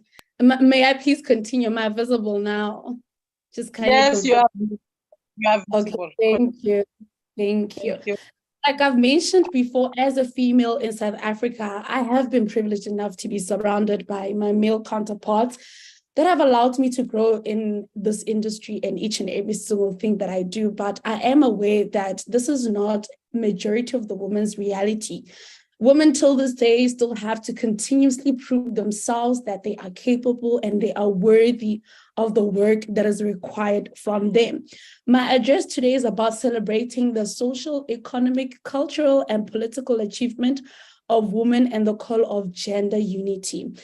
It still unfortunately saddens me that even after 67 years of 20,000 women marching towards the union building in Pretoria, we still have to deal with racism and sexism in our country, our profession, and in our industries. We still, even till this day, need to prove ourselves worthy, that we are very much capable of doing the job that is required for us to do. Even women that are occupying serious leadership positions, still a lot of people would question whether she is able and can she do it based on her gender. Yes, I will not disregard that there are policies that are put in place and to be enforced to make sure that social justice is practiced in our country. And that in most places, they are actually practicing this, but more still needs to be done. It's been close to 6 decades, it's been 6 decades, close to 7 decades, and even till this day, after 1956, we still need to prove ourselves. As Black from South Africa, we are currently dealing with an issue of discrimination against gender, which is Section 9 of the Constitution. It involves SAFA and involving Banyana as well. As the SAFA continues to discriminate Banyana based on their agendas, we have even went as far as writing to them to remove the current leadership of SAFA, because we as Black from South Africa cannot continue to allow gender inequality in the association, in any industry, in any sector, and in our country. Even when policies are put in place to deal specifically with gender inequalities and how men and women should be provided the same opportunities and platforms, it is evident that even till this day in 2023, we are still experiencing sexism. But because people that are in charge and that are in the position still have the same mindset that women belong in the kitchen, that women belong only to nurture and nothing else. So it is very important that in this industry, especially in the law faculty industry, certain policies that are already put, they are implemented, but not only touching about implementation, but rather also touching about the people that are in charge to make sure that those policies are implemented. it is very important that the full participation of women in any aspect of life and form will be in touch and in alignment with development and prosperity in South Africa. Gender inclusion needs to be fostered in order for gender equality to continue with the value of human justice in any society, and by recognizing that this is important in many of our aspects of life. And in all sorts of sectors, there should not be any sort of undermining based on your gender. Gender equality implies that men and women should enjoy the same access of opportunities, resources, and have the same rights and obligations and outcomes in all spheres of life. South Africa is guided by the Constitution. The Constitution is basically like the Bible of law. South Africa is also guided by the policy directives that there should be a fair and equitable representation of men and women in all events and all spheres and industries. But like I have mentioned earlier on, unfortunately, this is not our reality. Even after 6 decades, we are still struggling to move forward as a country, socially, economically, culturally, and politically so. If measures are not put in place to make sure that we transform our society, unfortunately, we will be unable to achieve our gender equality. Like all the speakers have mentioned, the struggles and all they had to go through to make sure that they are recognized and seen. It is still unfortunate, the same realities that a lot of women still face till this day. Law is a powerful tool to do that, to create the laws, to create the legislations, and to create the policies that will make sure to achieve the social justice that we need in South Africa. As Black from South Africa, we also realized, like I've alluded earlier on, that even when those laws and the legislations are put in place, if we do not have the correct people to make sure that those things are implemented, there is no use. Today, if there's football association, the football association should be led by women that have the experience about football and that have played in football. If there's anything that has to do, I'm not saying that women should only be limited to sectors and industries that deal only with females. No, that is not what I'm saying.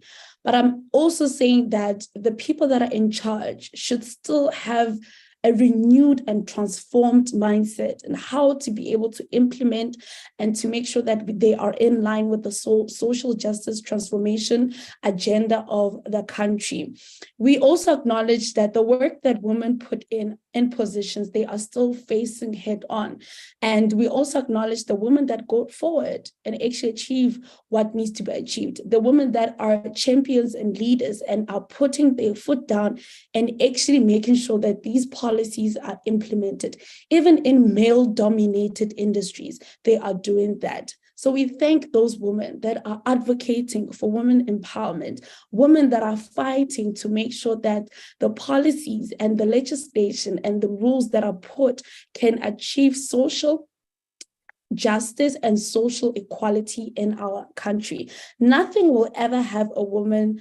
Nothing is more powerful than women that come together and unify and agree on one thing that needs to be changed, one thing that will also assist generations to come. Today, we are here celebrating 20,000 women that have marched towards the union buildings in Pretoria that want to advocate for fairness, for equality of gender. So I fully believe that as an organization, even though we do have the 20% female lawyers in South Africa that are Black, we believe that those 20% female Black lawyers can still go forward and achieve change and achieve exactly what needs to be achieved in order and in alignment with social justice. We still have a long way to go, unfortunately. But for now, we do congratulate those that are defying all odds, those that are doing what needs to be done, and pushing through and knocking on those doors and shutting those doors that have not been done before. And we do thank those that have created and allowed females to actually reign. We didn't have female lawyers before. We didn't have female advocates before. And we didn't have female prosecutors, and definitely didn't have female judges. But I believe that moving forward, there will be a social inclusion of gender equality in our society. With that said, would like to thank you, and thank you so much for the opportunity that you've given me to come and present today as Black from South Africa. Thank you so much. Thank you so much, Ms. Lebe. Thank you. It's a great honor and pleasure for you to be gracing us movement. We thank you so much. We are looking forward to making future endeavors with you, as we see that we have the same mind. Thank you so much. Thank you so much, Ms. Lebe. Thank you so much. Yes, on the next agenda, we have Ms. Molaudi to be introducing to us our distinguished guest, which is Ms. Ndlovu Ziabugwa. To the platform, Ms. Molaudi. Thank you so much, DC, for that. And thank you to our previous speaker, Kupoto from Black Forum SA. We acknowledge their presence as well. And we thank them for allowing us to be graced by such excellence. Our next speaker is none other than Ms. Ndlovu Ziabugwa. Now, she is from the South African Black Women in Law, and she will be speaking in her capacity as the president of the movement. Now, she holds an LLB degree from Walter Sisulu University. She completed her PVT structural coursework for people with lead. She made an honor, on behalf of the late Justice George Webster in a formal ceremonial court sitting governed by Judge President Mlambo. She participated in the regional legal training on statelessness and migration in the Southern African Regional Legal Training that was held by Lawyers for Human Rights. Ms. Ndlovu, may I inquire from you if you are on the platform and if we are audible? Mrs. Ndlovu? Good afternoon. Good afternoon, everyone. Afternoon. You are audible. Afternoon. Afternoon. We are honored to be graced by you, and I believe the platform is yours. May you please switch your video on and ensure that your mic is audible so that all on the platform can hear you. Yes, now, thank you. Thank you. You may proceed. Program Director, honorable guests, ladies and gentlemen, allow me to say all protocols observed. On behalf of South African Black Women in Law, I am Ndlovu Ziabugwa in my capacity as the president of the organization. I am incredibly honored to attend this virtual event and give an address. My own will be under amplifying her voice, navigating challenges and envisioning a just future. Before I proceed, allow me to say igama lamakhosikazi malibongwe. This comes at a time where we have just entered into the Women's Month, where we do not only celebrate, but also reflect on our progress, both our accomplishments and also the challenges that we face in a fight for women's empowerment and gender equality. While it is necessary to recognize the democratic development it has become increasingly critical to also guarantee that women and girls see themselves reflected in our leaders. If you can allow me to quote in the words of Molly McCook, when she said, "Women should be celebrated every day. It doesn't just honor the iconic women. It doesn't just honor the iconic women who have changed history, but encourages new generation to dream big and know that anything is possible." There are many obstacles Black women encounter in the legal field, and I'll be dealing with a few and try to address how we as SABO have undergone to tackle the challenges and the broader implications on human rights and gender equality. But first, allow me to say that SABWIL is an international consciousness movement that celebrates South Africa, Blacks, women, and law. We are founded upon dignity, equality, freedom, infused in the philosophies of Ubuntu and Zenzele. Respect is an integral to our core, and that is the epitome of what we are about today, or rather, I may say what I'm about to speak about. The first obstacle that Black women encounter in the legal field is lack of basic skills. Now, the entry requirement in most law firms is that you must have experience or have held a PLT certificate from LEAD in order to qualify to be taken as a candidate legal practitioner. But if you may take this further, for instance, in junior advocates, they don't normally get briefs, but unless they are referred to by their mentors or seniors. Whilst the legal fraternity has seen that graduates lack the necessary skills in disciplines such as comprehension, litigation, and or drafting, there has not been much of a progress in ensuring that they are skilled in a way that they would allow them to qualify or to be better candidates for this field. Take, for example, graduates from previously disadvantaged universities and background. I, for one, the only time that I got to receive an experience, or rather to be exposed in the legal fraternity, was after I had joined SABO and I had participated in the human rights constitution that they usually have around December annually.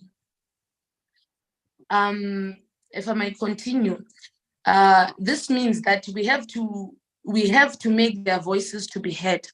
If I may quote Gary Hugin, once said, "When our grandchildren ask where we were when the voiceless and the vulnerable in our era needed leaders of compassion and purpose, I hope we can say that we showed up, and we showed up on time." SABO specifically lauds the doctrine of Ubuntu. I am because you are, with the concept of Zenzele, which aims to uplift people to take the power and to do it for themselves. It holds the notion that the way we are able to truly transform, especially in the legal landscape, is through consciousness.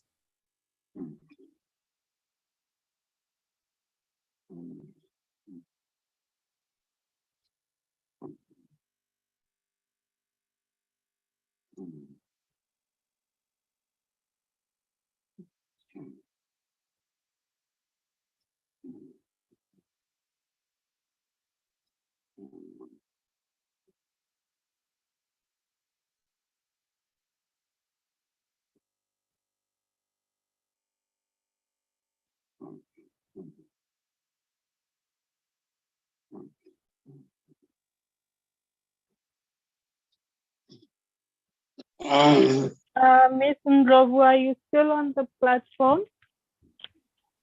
Yes, I'm still on the platform. I think I might have network connectivity issues. Yes, okay, no, you may proceed. Okay, so now, if I may start from, SABO specifically lauds the doctrine of Ubuntu. I am because you are, with the concept of Zenzele, which aims to uplift people to take the power and to do it for themselves.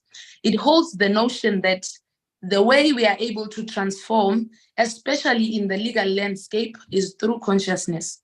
Consciousness that leads to opportunities, which is the gateway to equality, dignity, and freedom. By this, it has implemented programs to circum the lack of basic skills, such as SABU Human Rights Court, in short, which is SHRC, which has been able to actualize human rights issues and create consciousness around varying topics. This is where the participants are required to draft the heads of arguments and litigate them in front of the justices in the Constitutional Court yearly in December. We also have SABU shadowing, a program where law students shadow a practicing attorney or advocate for 3 days in order to gain insight on the nature of practicing of law, and they give back feedback on that once they are done. We also invite advocates and practitioners who want to help in furthering this vision.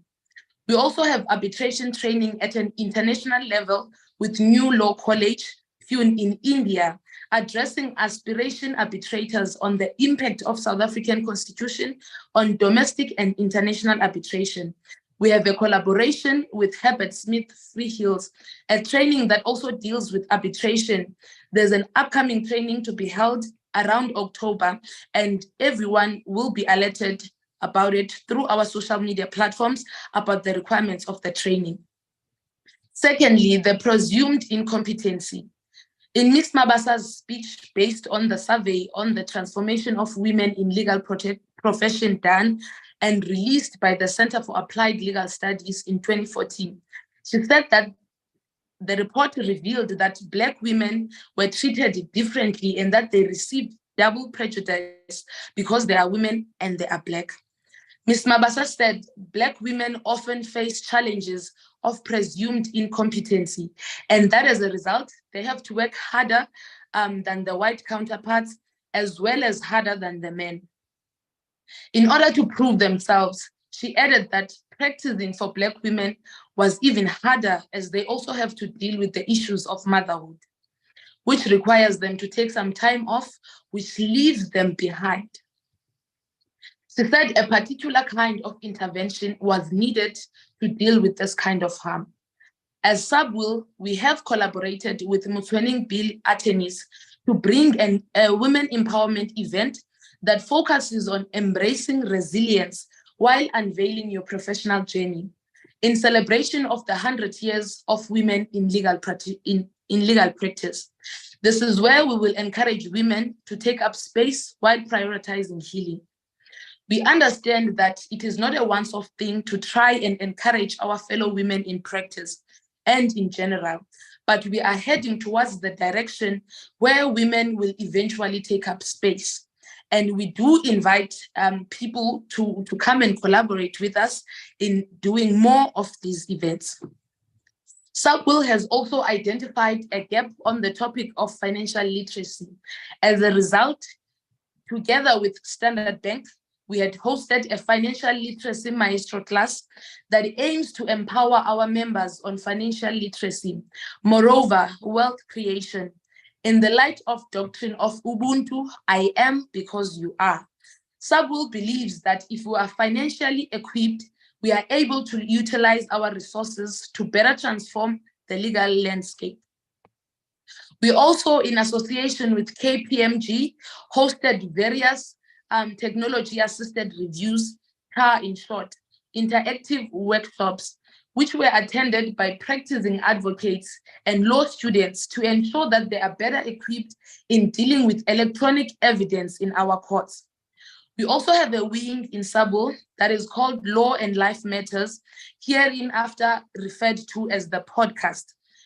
And its desire is to bridge legal education gap that is prevalent in our society, with a special focus on the Bill of Rights. The aim is to discuss legal issues using hypothetical scenarios and some creativity, i.e. poetry, thus making law a normal, everyday conversation. We conduct community outreach projects each and every year. We have the stationary drive, we have the pet drive. as Kathy Calvin would say, giving is not just about making a donation. It is about making a difference, and we can all partake in that, in making difference. We have a community outreach coming up in September, which is a stationary drive. And we would love it if most people would stand up and help us, as we would be identifying the most disadvantaged communities or shelters in or around Gauteng to do these donations. We have that community outreach that is. Sorry? Ma'am, I think your time has passed now. Can we just get in? Thank you very much for your empowering message to women and young women in general. Thank you so much for blessing us. Thank you so much. You kindly allow other speakers time so that they can get, you can just say your final words. Thank you so much. Thank you.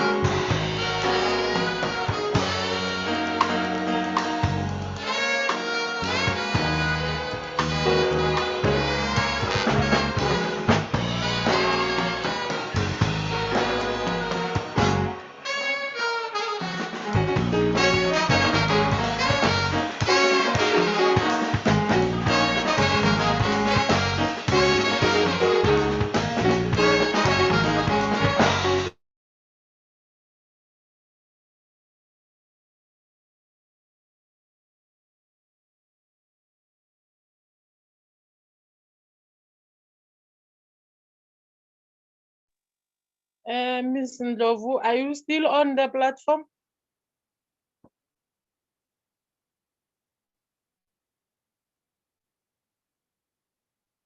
Okay. On the next agenda, if Ms. Mshololo is available, Ms. Mshololo, if you are available, yourself.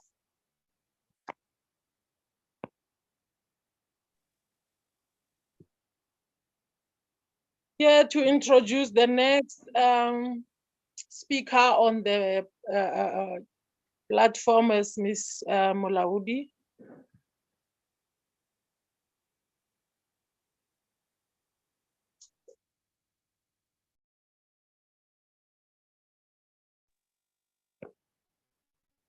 Ms.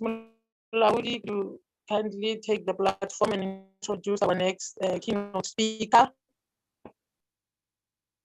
Jeffy, there is a suggestion that we take a comfort break for perhaps 3 minutes, then we'll come back. Okay, SG, we can do that.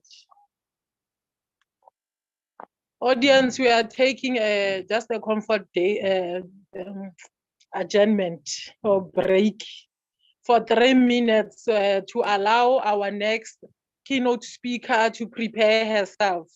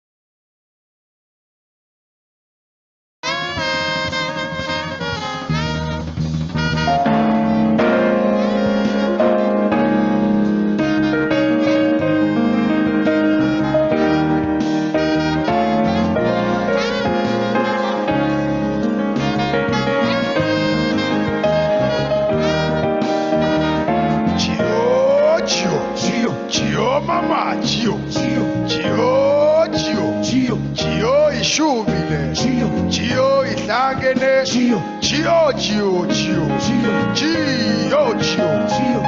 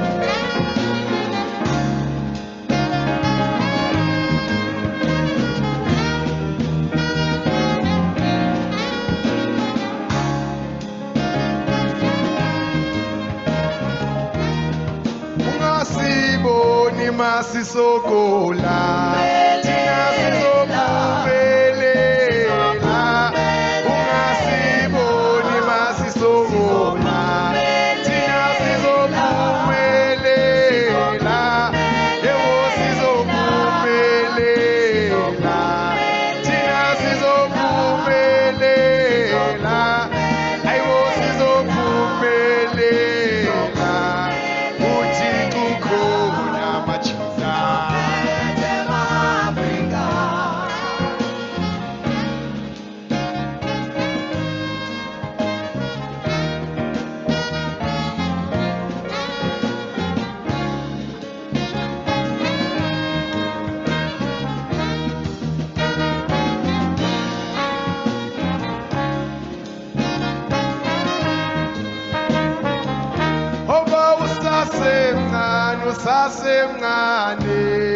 Usasemncane usazokhola,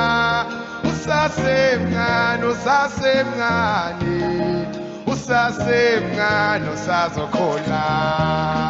Obayekudala babetshilo, babethetha ngendenjane, thina singalale emahlathini, ayibuyele ekhaya Jone. Obayoshona malanga ayoshona lezintabeni, ile kwa kerela yeza amawoza sambe, iti aho abayazi inhlupheko yethu, abayazi imisebenzi yabo.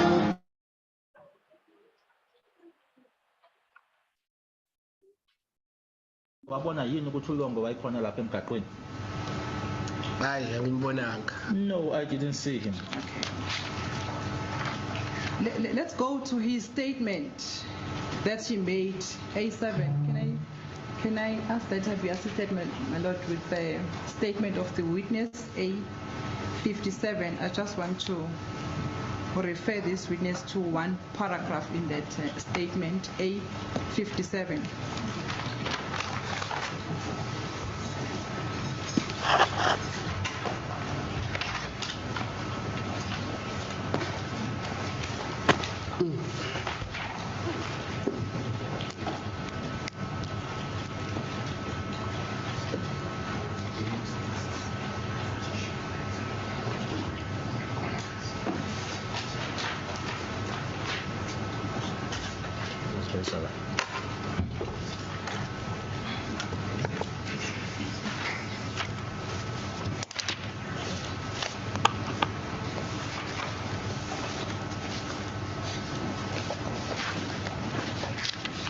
I've numbered the statement A57. Oh, okay. Thank you. My Lord, I have numbered mine, but that one is not numbered. You will skip. Yes.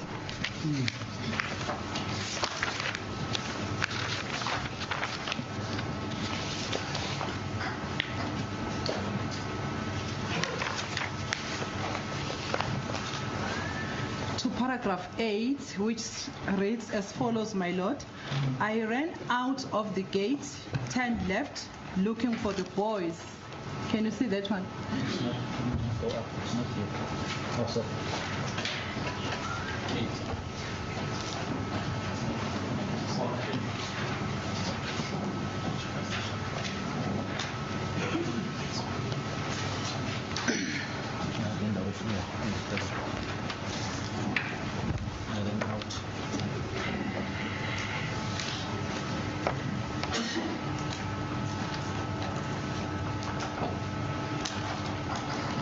Do you see that paragraph? Maybe it's not numbered, but it starts with the word I ran out. Okay. Can I just read the whole paragraph into the record? Then I will ask you a question regarding the content of that paragraph. My Lord, it's paragraph 8. I read, my Lord, into the record, open quote. I ran out of the gate, turned left, looking for the boys that used to hang up at the corner. And it is your evidence that you did not see Mr. Longwetwala inside Khumalo's premises and outside the gate. Ubufakazi bakho ukuthi awuzange umbone ngaphakathi egcekeni nangaphandle umphuma ngithi uLongwe. Yebo. Yes. Okay. But there was nobody. I then heard a gunshot, 2 loud ones. The third one was not loud. I cannot say it was a gunshot or not. I had my phone with me, but battery was low. After gunshots, I decided to run back to the house. I didn't get back to the house immediately. I was standing on the street for plus or minus 30 seconds. I was confused, not sure whether I must go back or not. I must run. Thereafter, I decided to go back to the house. Ngabaleka ke ngaphuma ngegate ngathena ku left ngibheka ke abafana ababejwayele noma babevamise ukuthi bahlale ke lapho ekhoneni kodwa kwakungenamuntu ngase ngizwa ke ukuqhuma kwesibhamu amahlandla amabili elesithathu ke ihlandla lalingazange lisho ke bange umsindo ke angeke ngisho ke noma kwaku yisibhamu noma cha ngangine phone yami mina kodwa ke ibhetri yayo yayilow emuva ke ukuthi isibhamu saqhuma ngathatha isinqumo ke sokuthi ngibalekeke ngibuyele endlini angizange ngibuyele ngaleso sikhathi noma ngaleso sikhathi ngema ke ama seconds awu30 ngangididekile ngingazi ke noma ngenaso isiqiniseko sokuthi ngibuyele noma ngibaleke emuva kwalokho ngathatha isinqumo ke sokuthi ngibuyele endlini. Close quote, my Lord. Did you understand what I've read to you? Yes. Okay. Did you see him, Mr. Longwetwala, standing on the street? Wambone Miss Fraternity. As I've already said that I don't remember seeing.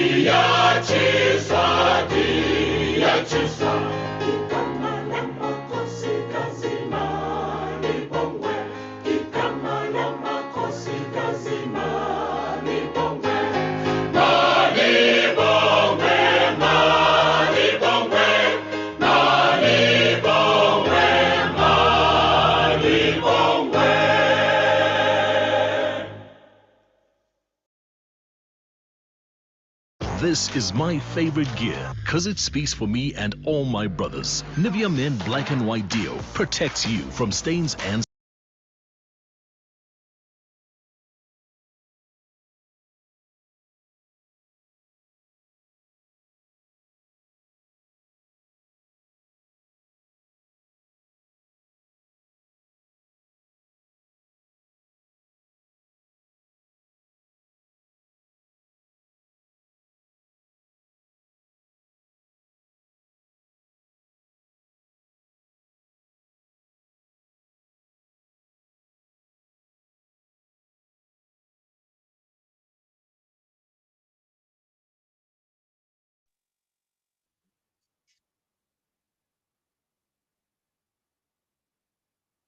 Can I get a guess? Ne? Giving gun participants.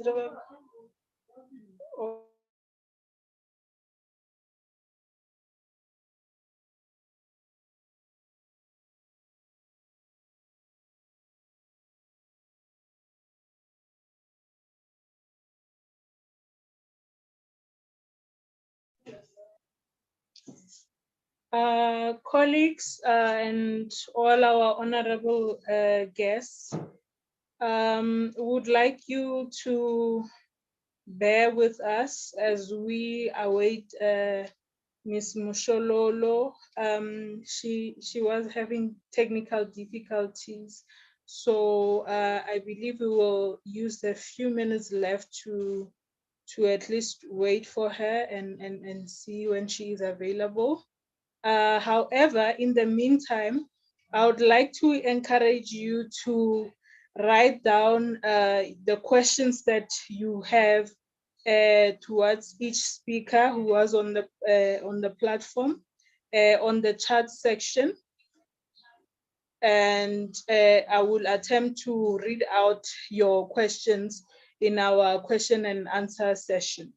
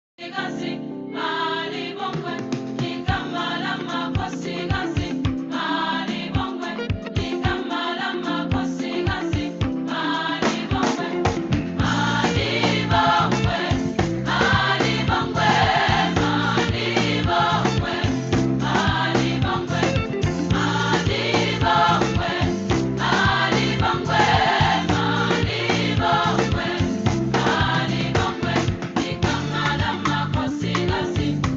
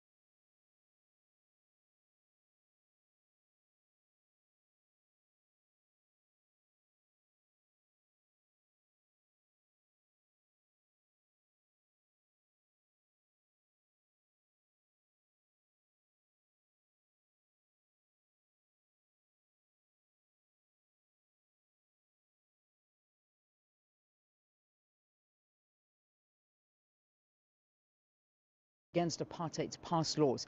And let's now talk to her and just reminisce a little bit and find out what today really means to her. Sophie, it's so lovely to have you on Morning Live, and welcome. Thank you very much, Leanne. What's it like standing here? I mean, all these years later, 1956, you walked here, thousands of ladies. It must look like a very different place to you now. It does look, it's changed a bit, and sometimes I wonder if there was any renovations made, because it doesn't seem as if it's the same place that we walked so many years before. There seems to be a number of changes, but it has become part of us, and especially part of me. I do come here a bit more often than before. Yes. I mean, when you walk in here, I mean, your presence is already felt, because as you come up the stairs, there's words inscribed there from that day in 1956 when all of you marched to the Union buildings. The stairs, the words inscribed there, what do they mean? It says Watinti Bafazi. It means you've struck a woman, you strike a rock. And you know, the monument here that was made in honor of the march is really not a stone monument. It is a simple stone, like a grinding stone, where you grind what the women are, African women, we in South Africa as women, when we grind the maize. That is the symbolism of the strength that is in that monument. It's not anything fancy, it's not a huge concrete slab, but a simple round slab of stone, a grinding stone. Today, a very special occasion. You will be getting your ID document as well, your smart card. But you know, there's so many, and the reality is that so many South Africans don't even have an ID document after so many years of freedom. How does it make you feel? It is a sad thing that people can't get their ID documents as they need it, as they want it, as soon as they need to have it. But we must also understand the different problems in the department that is responsible for the ID documents. We have a large nation, and our people that work in these departments should really have been on speed to help them, to assist them, to give the IDs in time. But I think we are getting there, and with this new ID card, which is very important, it will be a lot of help. It will assist to have the IDs given to people in time. The ID card of today is a new card. It's a smart card. It's a card that won't be people won't be able to tamper with it, and all of the crime and stuff that goes on. And this ID card is a card that is giving us back and restores our dignity, and it gives us our identity. And so many of our people that were denied that dignity and that identity. Sophie, I'm going to interrupt you here, because we are going to be speaking to you a little bit later on. We're going to catch your initial reaction when you do get your smart ID card, but I'm going to have to take a break for now, and we'll continue talking to Sophie in a short while. But check this out. Oh, this feels like a massage.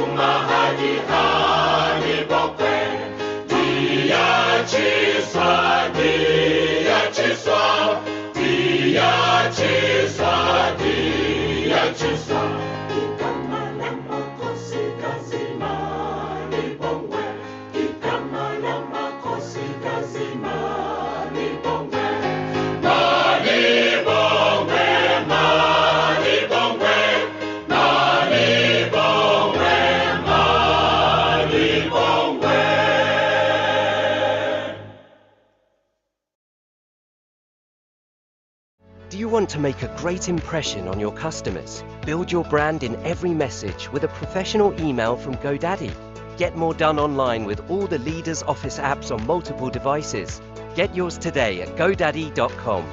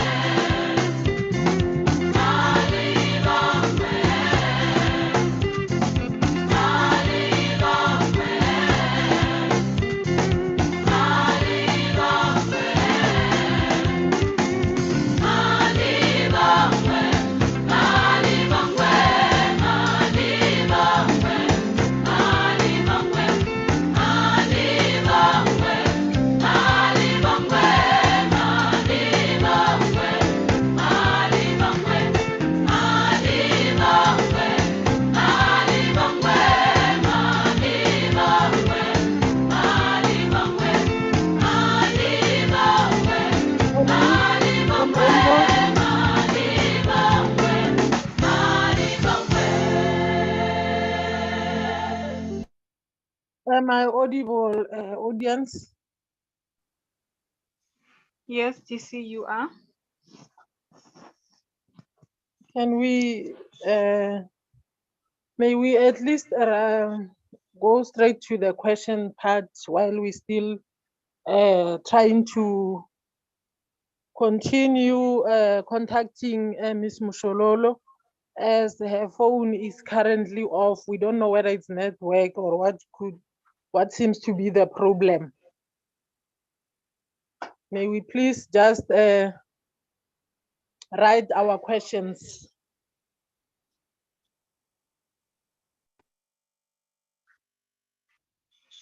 Okay, DC, may I also inquire from our audience if they're able to hear us? Are you able to hear us?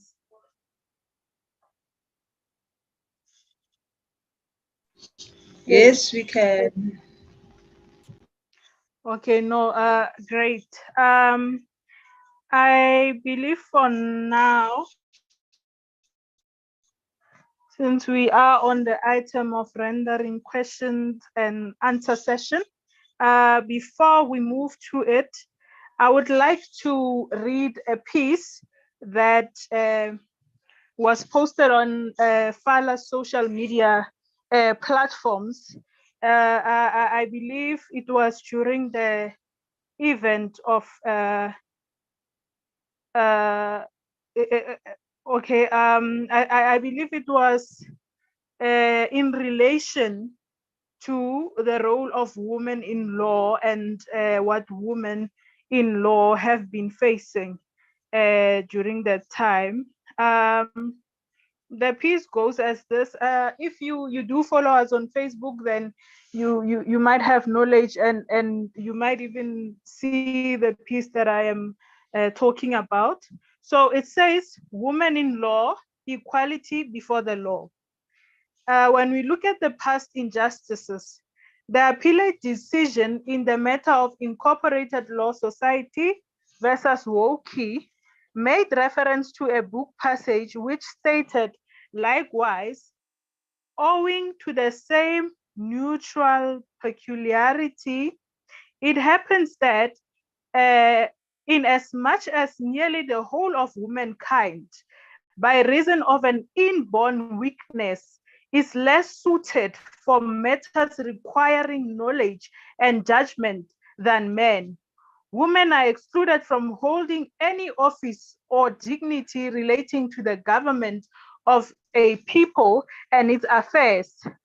Now, in both Woke and the case of Incorporated Law Society 1909, the court ruled that women were not included as persons who could be admitted to the legal profession.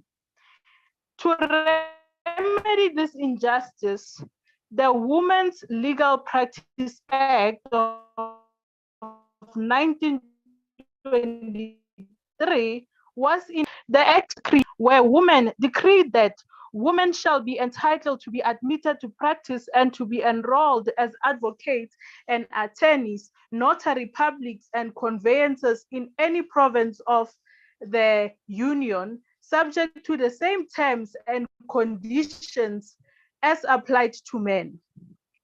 Now, colleagues, this opened the door for women to make strides in entering the legal profession and become practitioners. As stated by the Office of the Chief Justice, the first woman to be admitted as an advocate in South Africa was Erin Geffen in 1923. And the first woman attorney was Constance Mary Hall in 1926. Now, for historic apartheid reasons, it took longer for Black women to join the ranks, with Desiree Finker being enrolled as the Black woman attorney in 1967.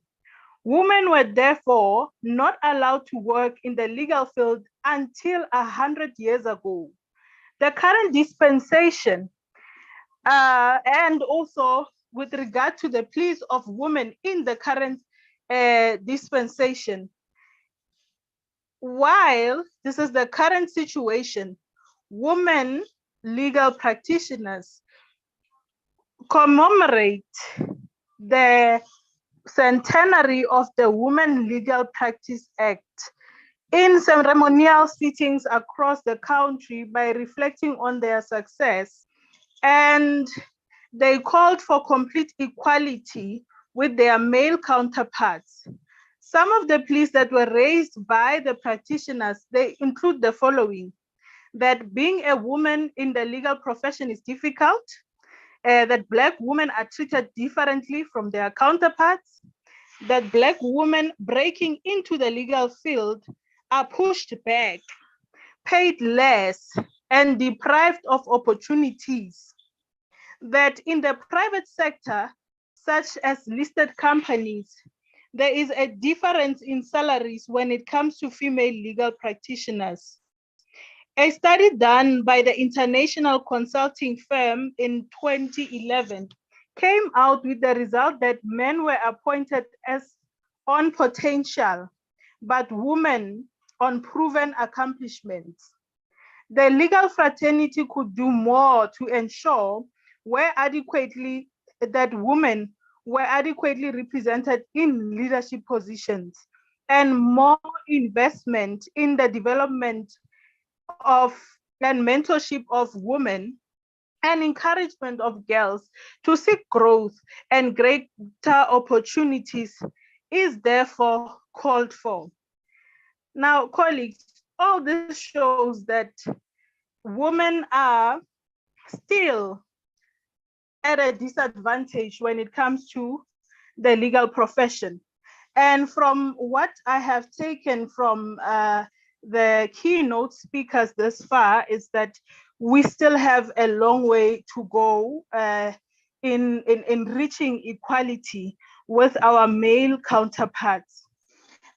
We also do acknowledge the strides that the law has been making in order to ensure that we as women are incorporated into those fields, specifically also fields of leadership in law, for instance, to be on the bench. However, more needs to be done, and it is honestly hurtful for all of us young Black females who are trying to find their feet and find their niche within the profession itself. So colleagues, moving forward, we did request that you write down any question that you might have towards our previous speakers, and we will therefore move to that item currently. Currently, when I check the charts, we do not have a question, but I believe we have a complimentary comment from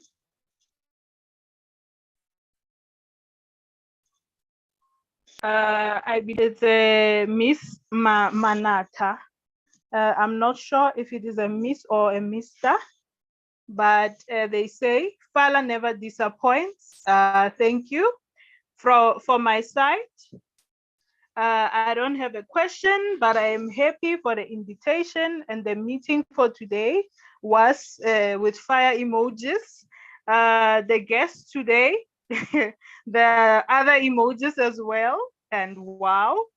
Miss Sheila, thank you very much. Thank you very much, guys. Let this not be only for today and for special days. Thank you so much. Let me maybe give this opportunity to any one of you as a guest who might have a question or a comment to do so. Yes, I believe you may do so right now. You may unmute yourself and address whatever question you might have to any of our speakers.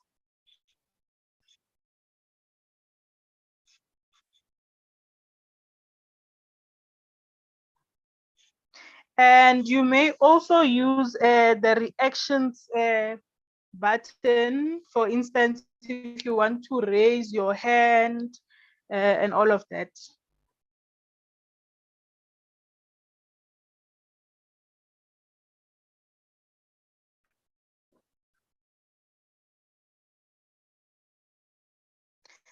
Is everybody sorted with their questions? Is there no one who has a question?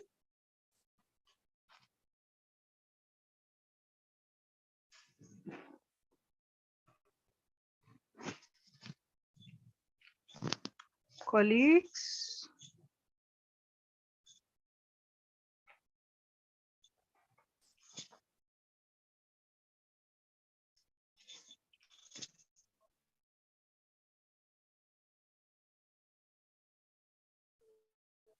Do we have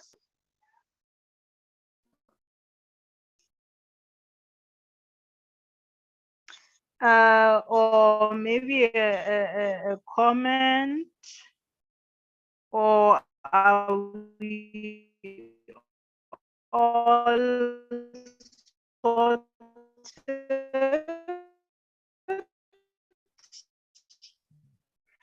We can then move to our next item.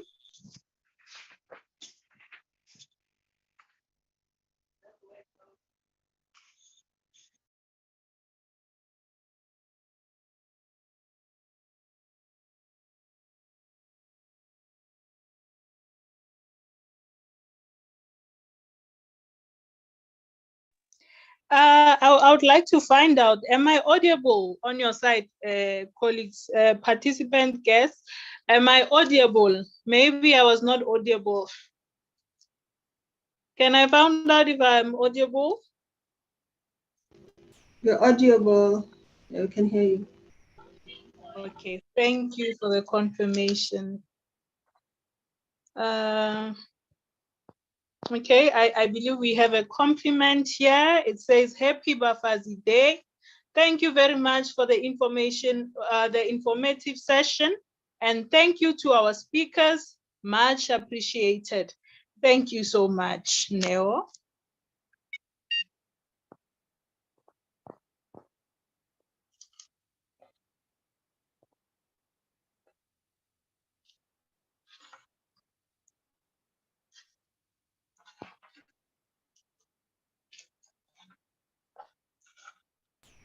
Hello, this is Abiwa speaking. Yes, ma'am. Yes, this is part of the Q&A. I wanted to know, besides men discriminating against women, have they ever experienced where women are the ones who are discriminating against each other, who are putting each other down, where you find that they believe that they themselves should not be there and encourage or discourage others as a result? Instead of men, are there women who do that? And how is that to be handled? How do we tackle that problem? Okay, thank you, Abiwe, for the question. We'll note it down. Is it addressed to all our speakers, Ms. Abiwe?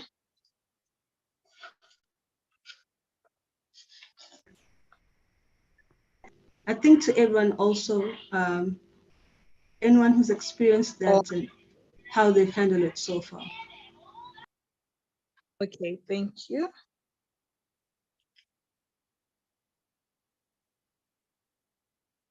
Okay, is there any other one? Feel free to ask any question. Any question. It doesn't even have to be a legal one or whatever question you might have, or whatever, if you were inspired maybe from this session, if there's a speaker who touched you, if there is something that you feel like you also want to add on from what the other speakers did say on the platform, please do take this time and do so.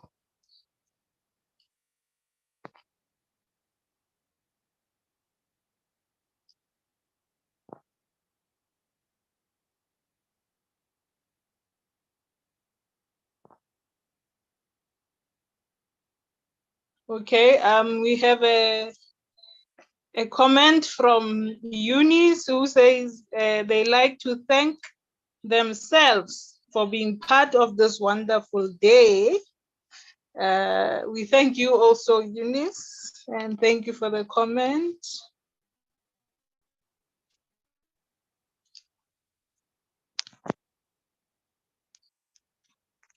I also have a question that I would like to pose to you as well as our guests.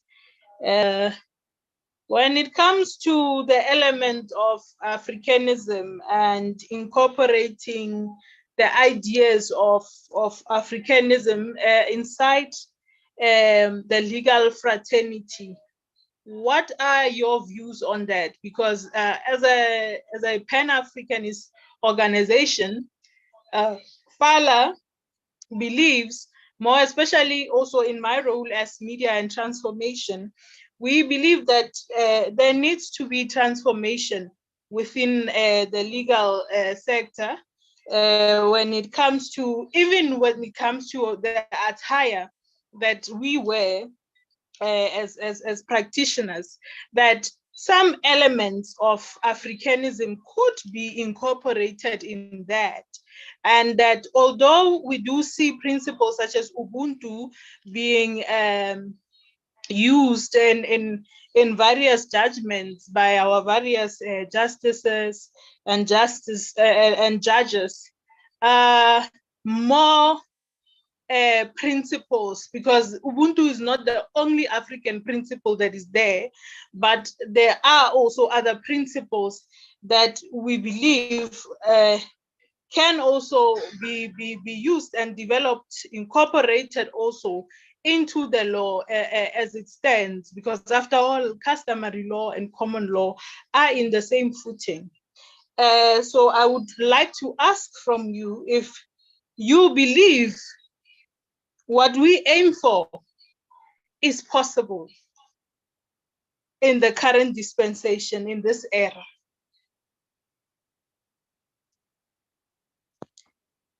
Okay, let me check the chats. Okay, I'm seeing a comment saying, thank you for hosting this wonderful session. I would like to send a shout out to Miss Sheila or Sheila. Her address was very powerful and informative.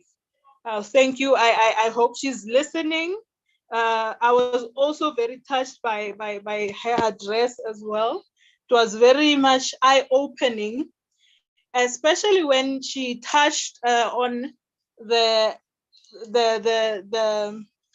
aspect of how to use your LLB outside of just being a criminal lawyer or a civil lawyer, an attorney or an advocate, touching on elements of estate, on elements of tax law, mostly touching on corporate law. So yes, she was very inspirational.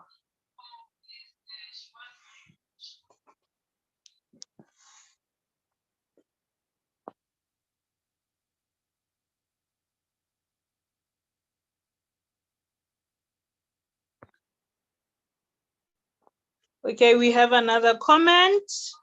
It says, I have learned a lot today. Thank you so much for hosting a wonderful session. Thank you to you as well, Elsie.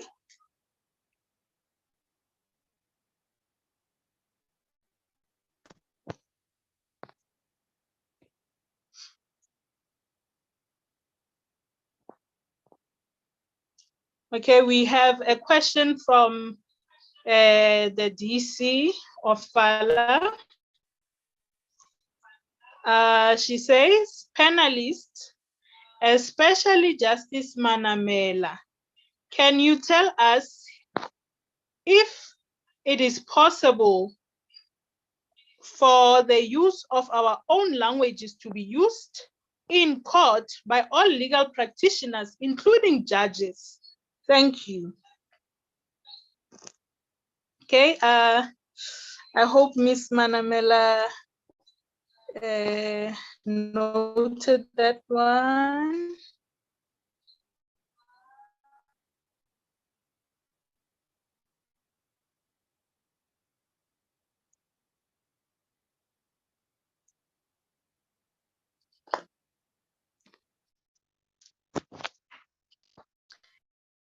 Any other question?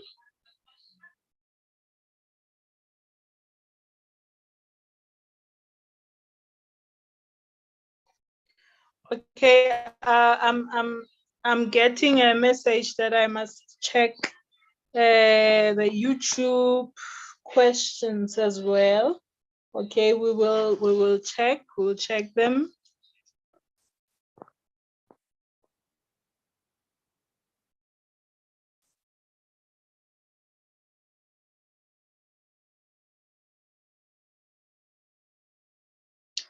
Okay, I think I am having a response to the question that I posed with regard to the lawyer's attire from Aviwe. She says, very much the lawyer's dress can be changed as long as it is formal and presentable. I think so. Okay. I believe we are having a question.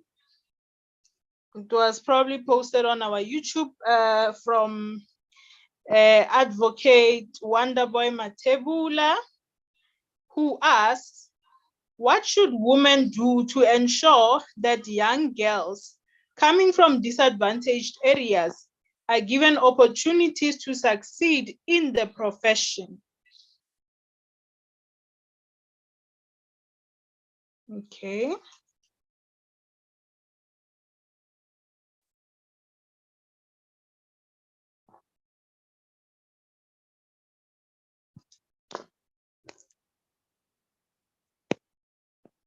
Okay, any other questions on this platform?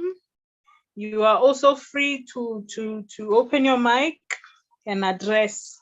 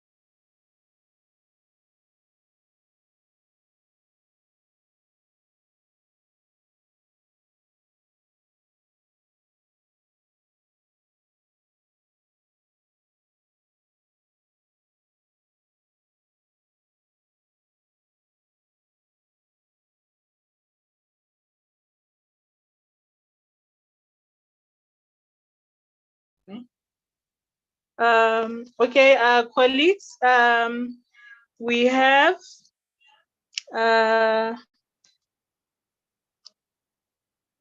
a question also from Shadi. Yeah, I believe it's from Shadi. And she says, I just started a law firm with my partner. We are both females starting out. Are there any mentors we can refer to from time to time? Would really appreciate your assistance. She even left her contact details there. So I believe if you believe you can be of assistance in a mentorship capacity, please do contact them. Their numbers are put on our chat section. So please do assist them. I believe the aim of this platform as well was to empower one another. So here is a female law firm. They seek mentorship. So yes, even our esteemed guests, if you are available for mentorship, do contact them, or yes, in whatever way you feel you could reach out to them. Okay, our viewer is also saying, no one has spoken about paralegals. Are there any forms of trying to recognize them within the legal field?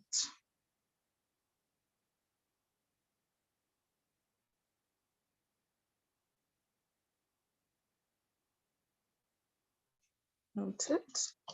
Okay, that is noted.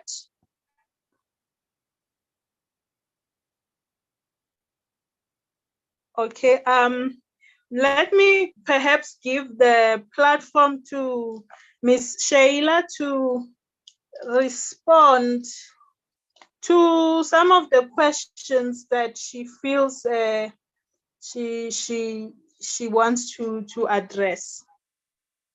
Ms. Sheila, are you still there? Sheila? I'm here, but I responded to one of the questions on the chat when one of the participants asked a question about young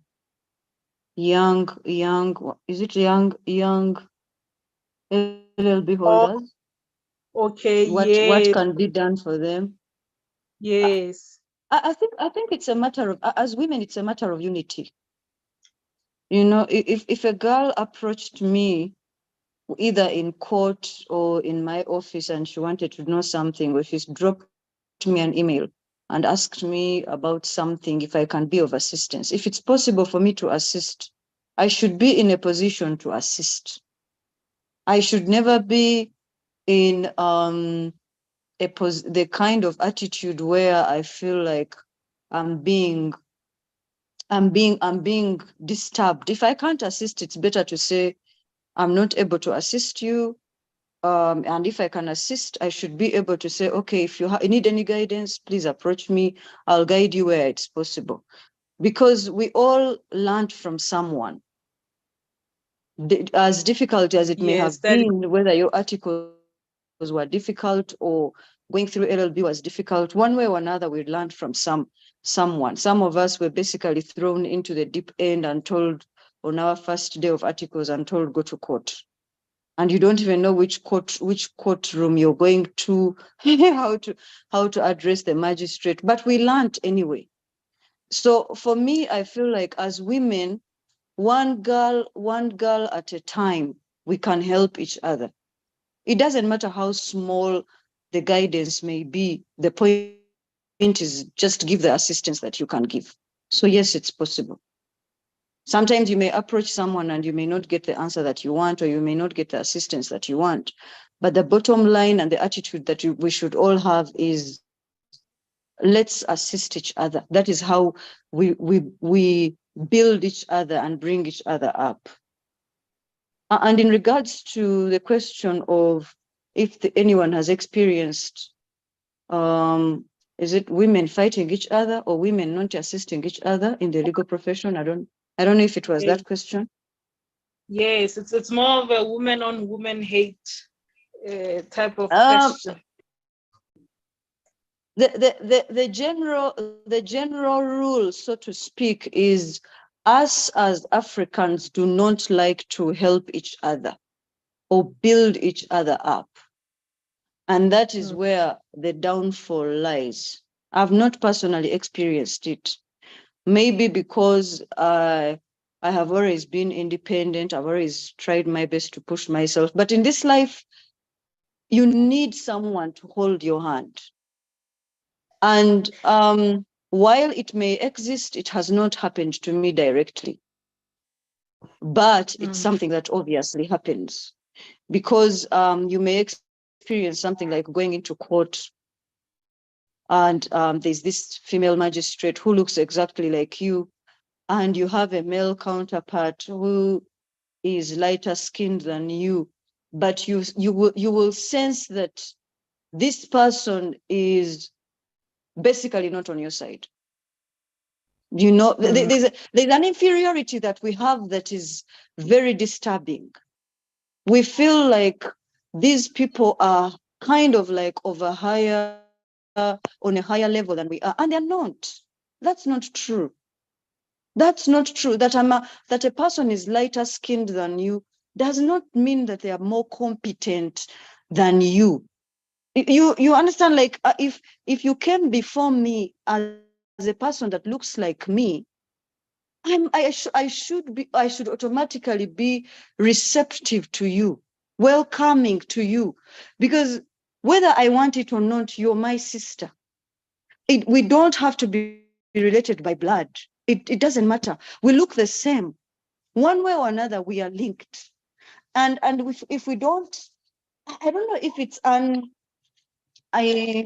it's a result of apartheid, or it's just an African thing, or we just don't want to see each other make progress. And that is a disease that we must cure. I have to be excited that someone saw me as a conveyancer, as a notary public, as an attorney, as a corporate lawyer, and saw some form of inspiration from me and decided, I wanted to become a corporate lawyer. I wanted to go into corporate law or commercial law or conveyancing, you know, and I didn't know any Black woman that has done this, or African woman that has done this. Now that I can see that this one is doing it, it means I can do it. And if this person comes to me and asks me a question about conveyancing or corporate law or tax law or whatever it may be, if I have the answers, I should not feel like, why are you asking me? Why should you ask me? Go and read a book. You understand? We have to have an attitude as women, as African women. And I'm sorry I keep using African women, because I feel like our counterparts are more united than we are. You know, we don't want to see progress, and it's a general, like I said, a kind of like a general rule thing, kind of thing. You know, whereas if I was to approach someone else that is lighter than me, I could even get the help that I want. But majority of the times, they will also shun you. You know, and there's nothing as painful as someone that you should feel free running to, going to for help, no matter the help that it may be. I may not even be able to draft a document. I may not even be confident in that, but I come to you, I'm like, can you help me here? How do I do this here? The general attitude is people don't have time. And we have to change that. We have to have time for each other. If I'm not able to help you today, let me at least refer you to someone else that maybe will help you, you know, like, because you're not going to always know everything. You're not going to always be confident in everything. But the general principle is that us as African women or African people, it's just like a general kind of attitude that we have, which is very wrong. And we have to get out of it. We must, if we want to make progress in the legal profession, in any profession, as Black people, as African people, as women, we must cut out certain kinds of attitude. I have to be welcoming to you, even if it's just because you look like me. If we have that kind of unity, then we will make progress. If we don't, if we are separated and I don't want to see you driving a good car, I don't want to hear your name being spoken somewhere. This is how we inspire each other. This is how young girls will find an inspiration to say, oh, I can also work hard and become like so and so. A woman like me who managed to achieve X, Y, and Z. That is how we will inspire young girls that are coming up, that want to become lawyers, that want to become whatever field they want to go into. But if a girl approaches you and asks you a question, and you don't even have time for them, even if it's just to say, I won't be able to help you, that there's nothing that breaks a person's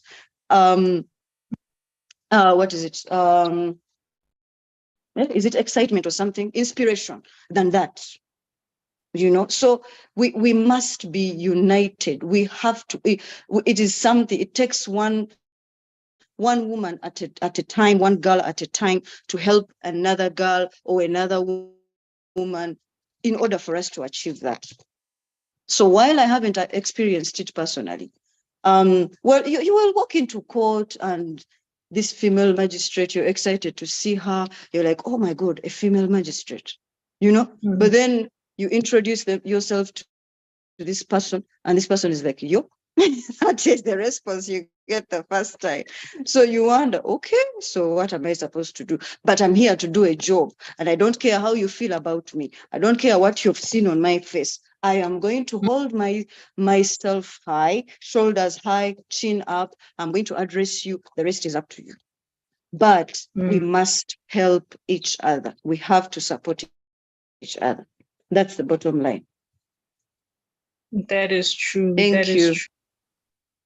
True. Thank you so much. I am totally in agreement with all that you have said. And in all honesty, to further the question of women and women hate, also on my side, I have experienced it, and in all honesty, even now, I still get into spaces where you would actually find your male counterparts being more welcoming of you.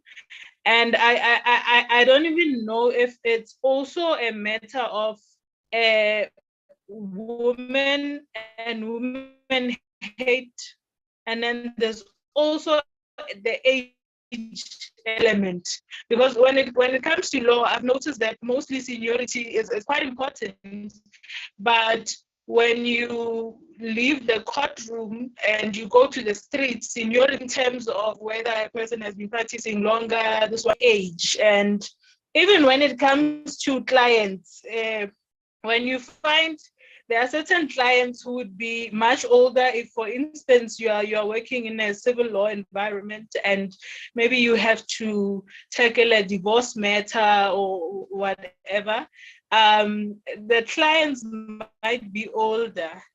And when they get into the firm, they might require the assistance of someone who is much older than you. And some might require the assistance, especially the male clients.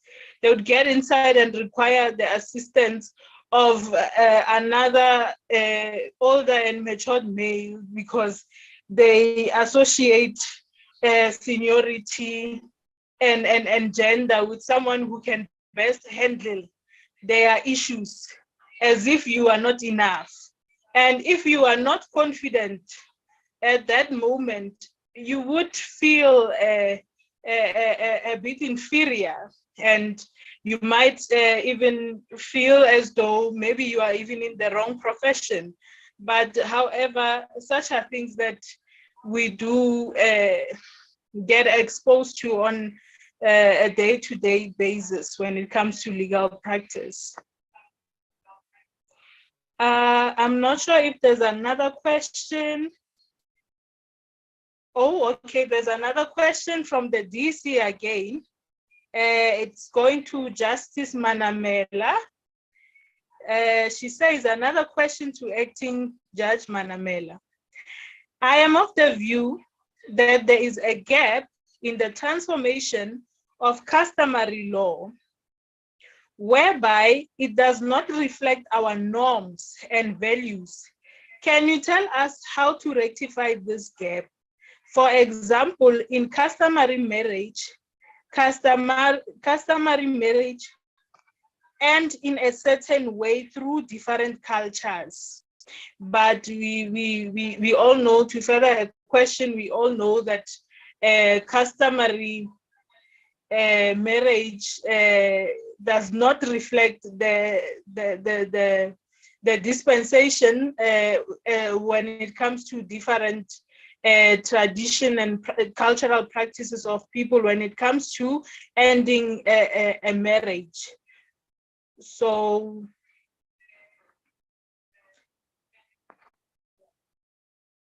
yes, so this is a question to Our Lady Justice Manamela. I'm not sure if she is still on the platform. But however, I'm going to read a reply that she sent to the first question of the DC. And I believe the question was on languages. If it is possible for our official languages to be used when creating judgments by justices and judges. And her response is that I am of the view that any official language should be used in judgment too. So I hope that answers your question, DC. And also all those that were maybe interested in this point as well. Do we have any other questions? Okay, I am seeing a question on paralegals. Yes, where they a viewer did ask that no one has spoken about paralegals. Are there any forms of trying to recognize them within the legal field?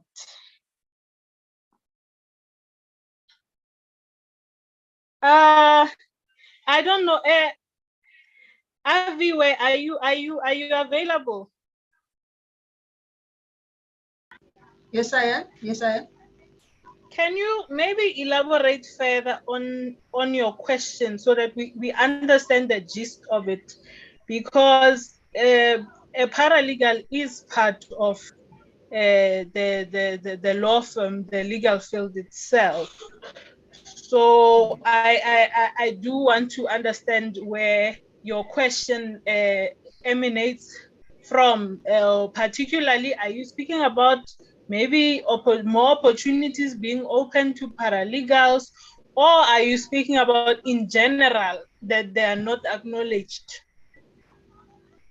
I would say in general, because, for example, the people I'm studying with, I'm doing paralegal because I'm working, but the people I work with study paralegal in order to have more knowledge with the idea of furthering their knowledge in law so they can be lawyers and so on, but seen mostly as secretaries or admin clerks, because anyone can really be hired as a admin assistant within a firm. So most people within the people I'm studying with tend to feel like they are just that, and that they're studying to upgrade themselves, to develop themselves, and not necessarily as being part of the field.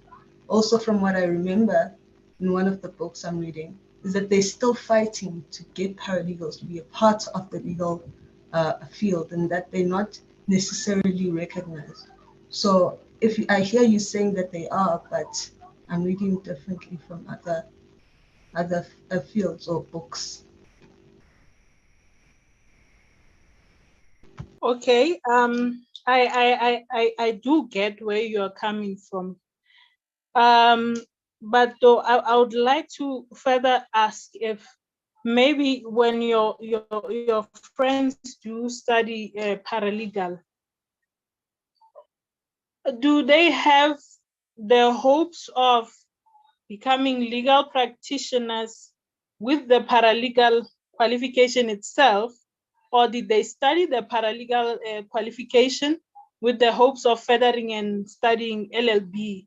Because you do know that with regard to the university curriculum and also with the Legal Practice Act, you do need to further your studies to the LLB level for you to be a legal practitioner. I remember when I studied at the University of South Africa when I was doing my LLB, and I had a friend of mine, we both applied, but her academics in terms of her APS score at high school did not reach the LLB 1. But however, UNISA gave her an option to take the paralegal route so that she can then use that in applying for LLB.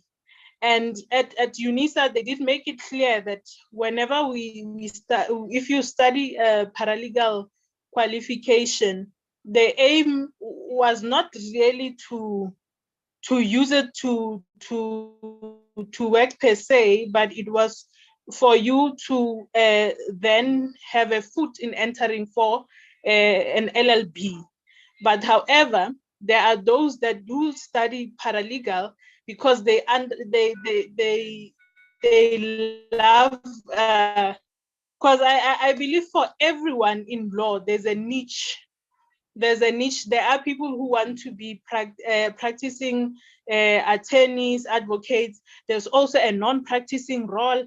There are people like Ms. Sheila was saying that there are also other aspects of law. There are also other things that you can do with your LLB. So I believe even for some people, they might have done the paralegal route, but they might have also understood that they can't really practice with that qualification and they would have to further it. So I don't know if I'm making sense. Am I making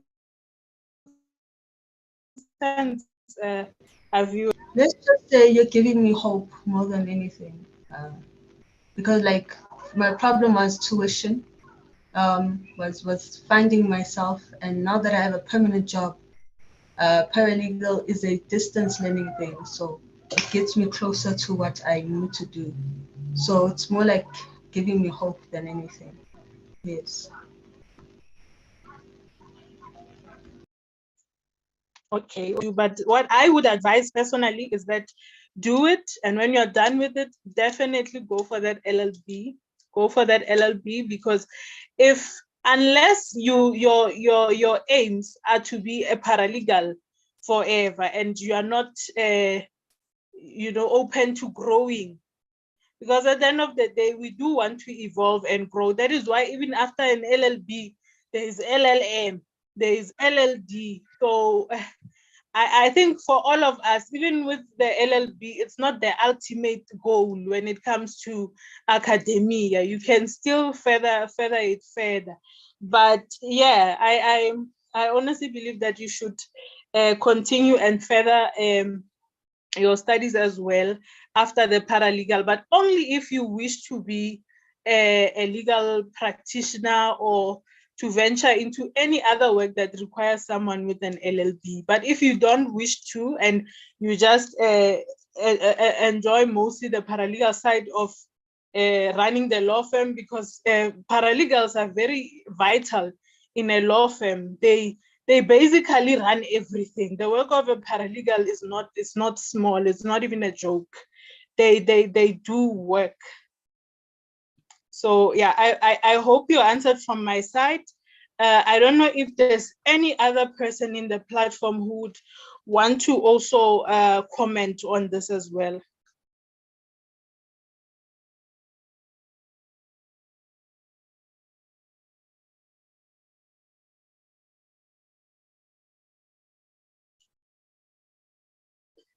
Okay. Let's move on to the comment section from YouTube. We are seeing, okay, I believe it's a compliment from Advocate Wonderboy Matebula, who is saying, Ms. Sheila, I am glad you are touching on real life scenarios and how to resolve them in this platform. Okay. Now we are also okay, there's also a comment from, I believe it's Miss Manata. It says, it is possible, Aviwe. I did paralegal too, but now I took this route of LLB. I'm studying through UNISA. Okay, colleagues, I believe that is the end of our Q&A questions. I will give the platform over to the DC. I believe we did cover all the questions. Yes, I believe we did. So the DC can now render the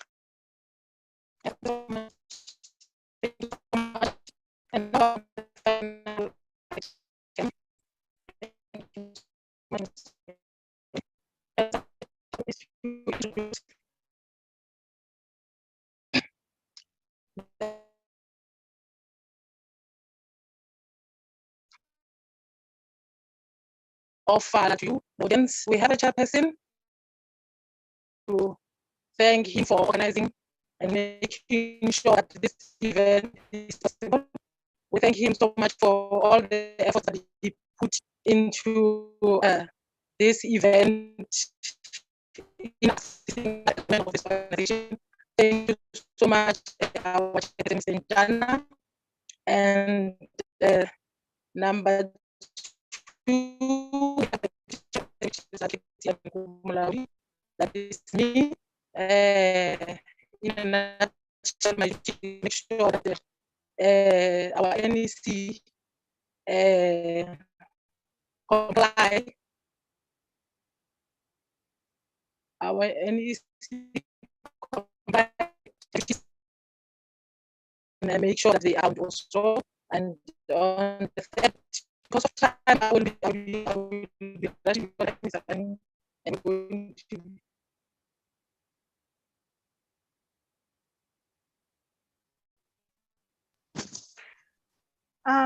DC, I just want to inquire, can you guys hear the DC? It seems her audiability isn't, so I don't know if it's the audiability or if her network is cutting, but can we hear the DC on the platform?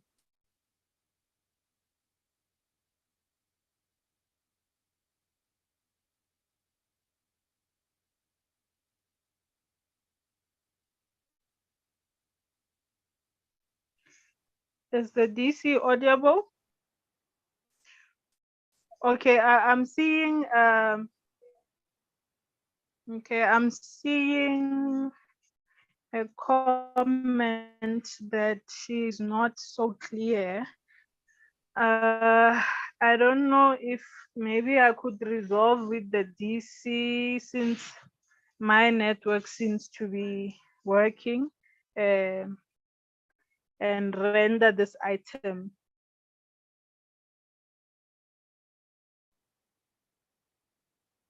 It's okay if your audience can hear me. Ms. Mulaudi can conclude the program for the sake of time and progress.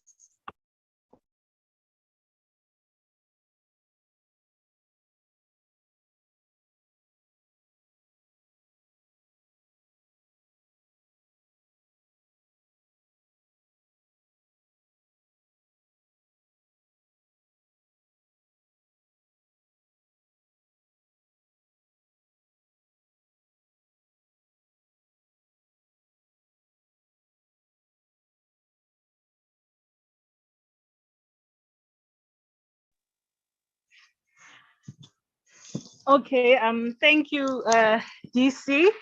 Apologies.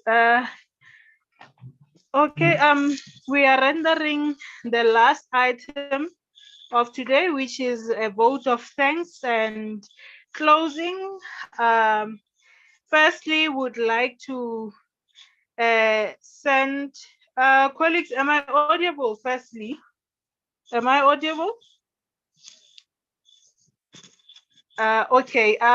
Would first like to thank our special guest speakers who definitely delivered today, who imparted such knowledge and wisdom on us today. And I hope that all our participants in the platform got to be enriched by today's session. I would also like to acknowledge the Student Forum of FALA, which is FALA SF, and the leaders as well who are and were present in the sitting. I would also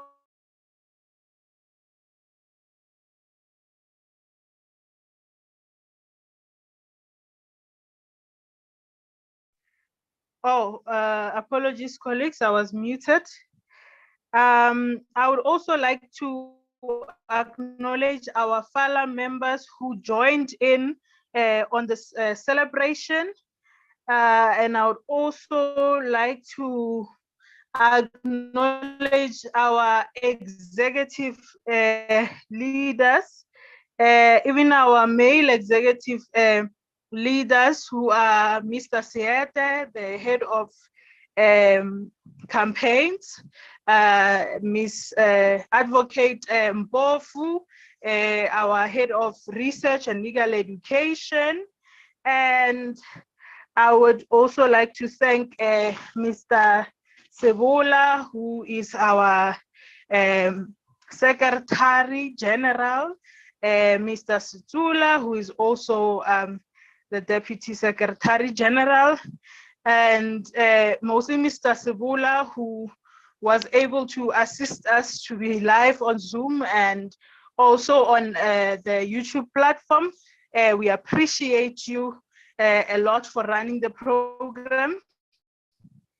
I would also like to especially thank the founder and the chairperson of the Fearless Lawyers Association, being Advocate Khozo Njana, for making the event a possibility, for liaising with all our speakers, and for firmly believing in us as women to run the show for this ceremony.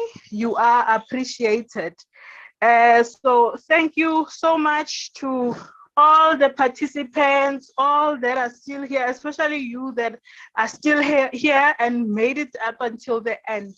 We are very, very much thankful to you.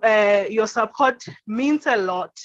And I would also like to encourage you to stay tuned in on our social media platforms, subscribe to our YouTube channel, look out for further events that we would have as an organization, because it does not end here. And also for the students, please do watch the space, check the opportunities that FALA is about to open up for you. Moving forward, there are opportunities that will be coming your way.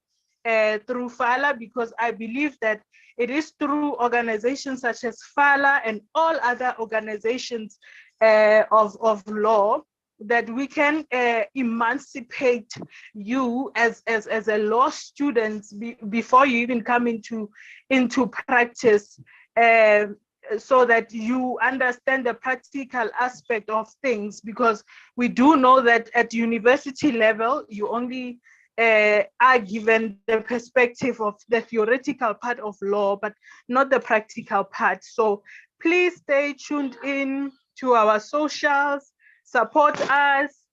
When we say there's an event and all of that, do pitch in.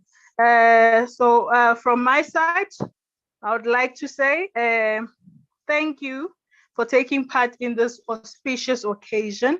And yes, I believe we have come to the end of our program.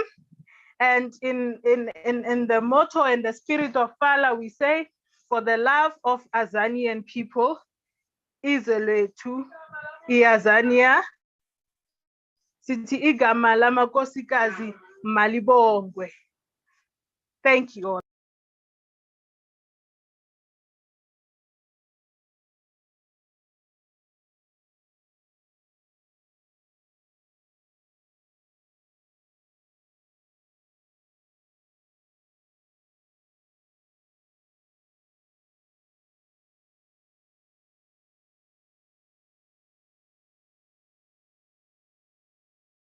Lamakosikazi malibongwe, igama lamakosikazi malibongwe, malibongwe, malibongwe, malibongwe, malibongwe, libitso lamafuma hadi halibongwe, libitso lamafuma hadi halibongwe.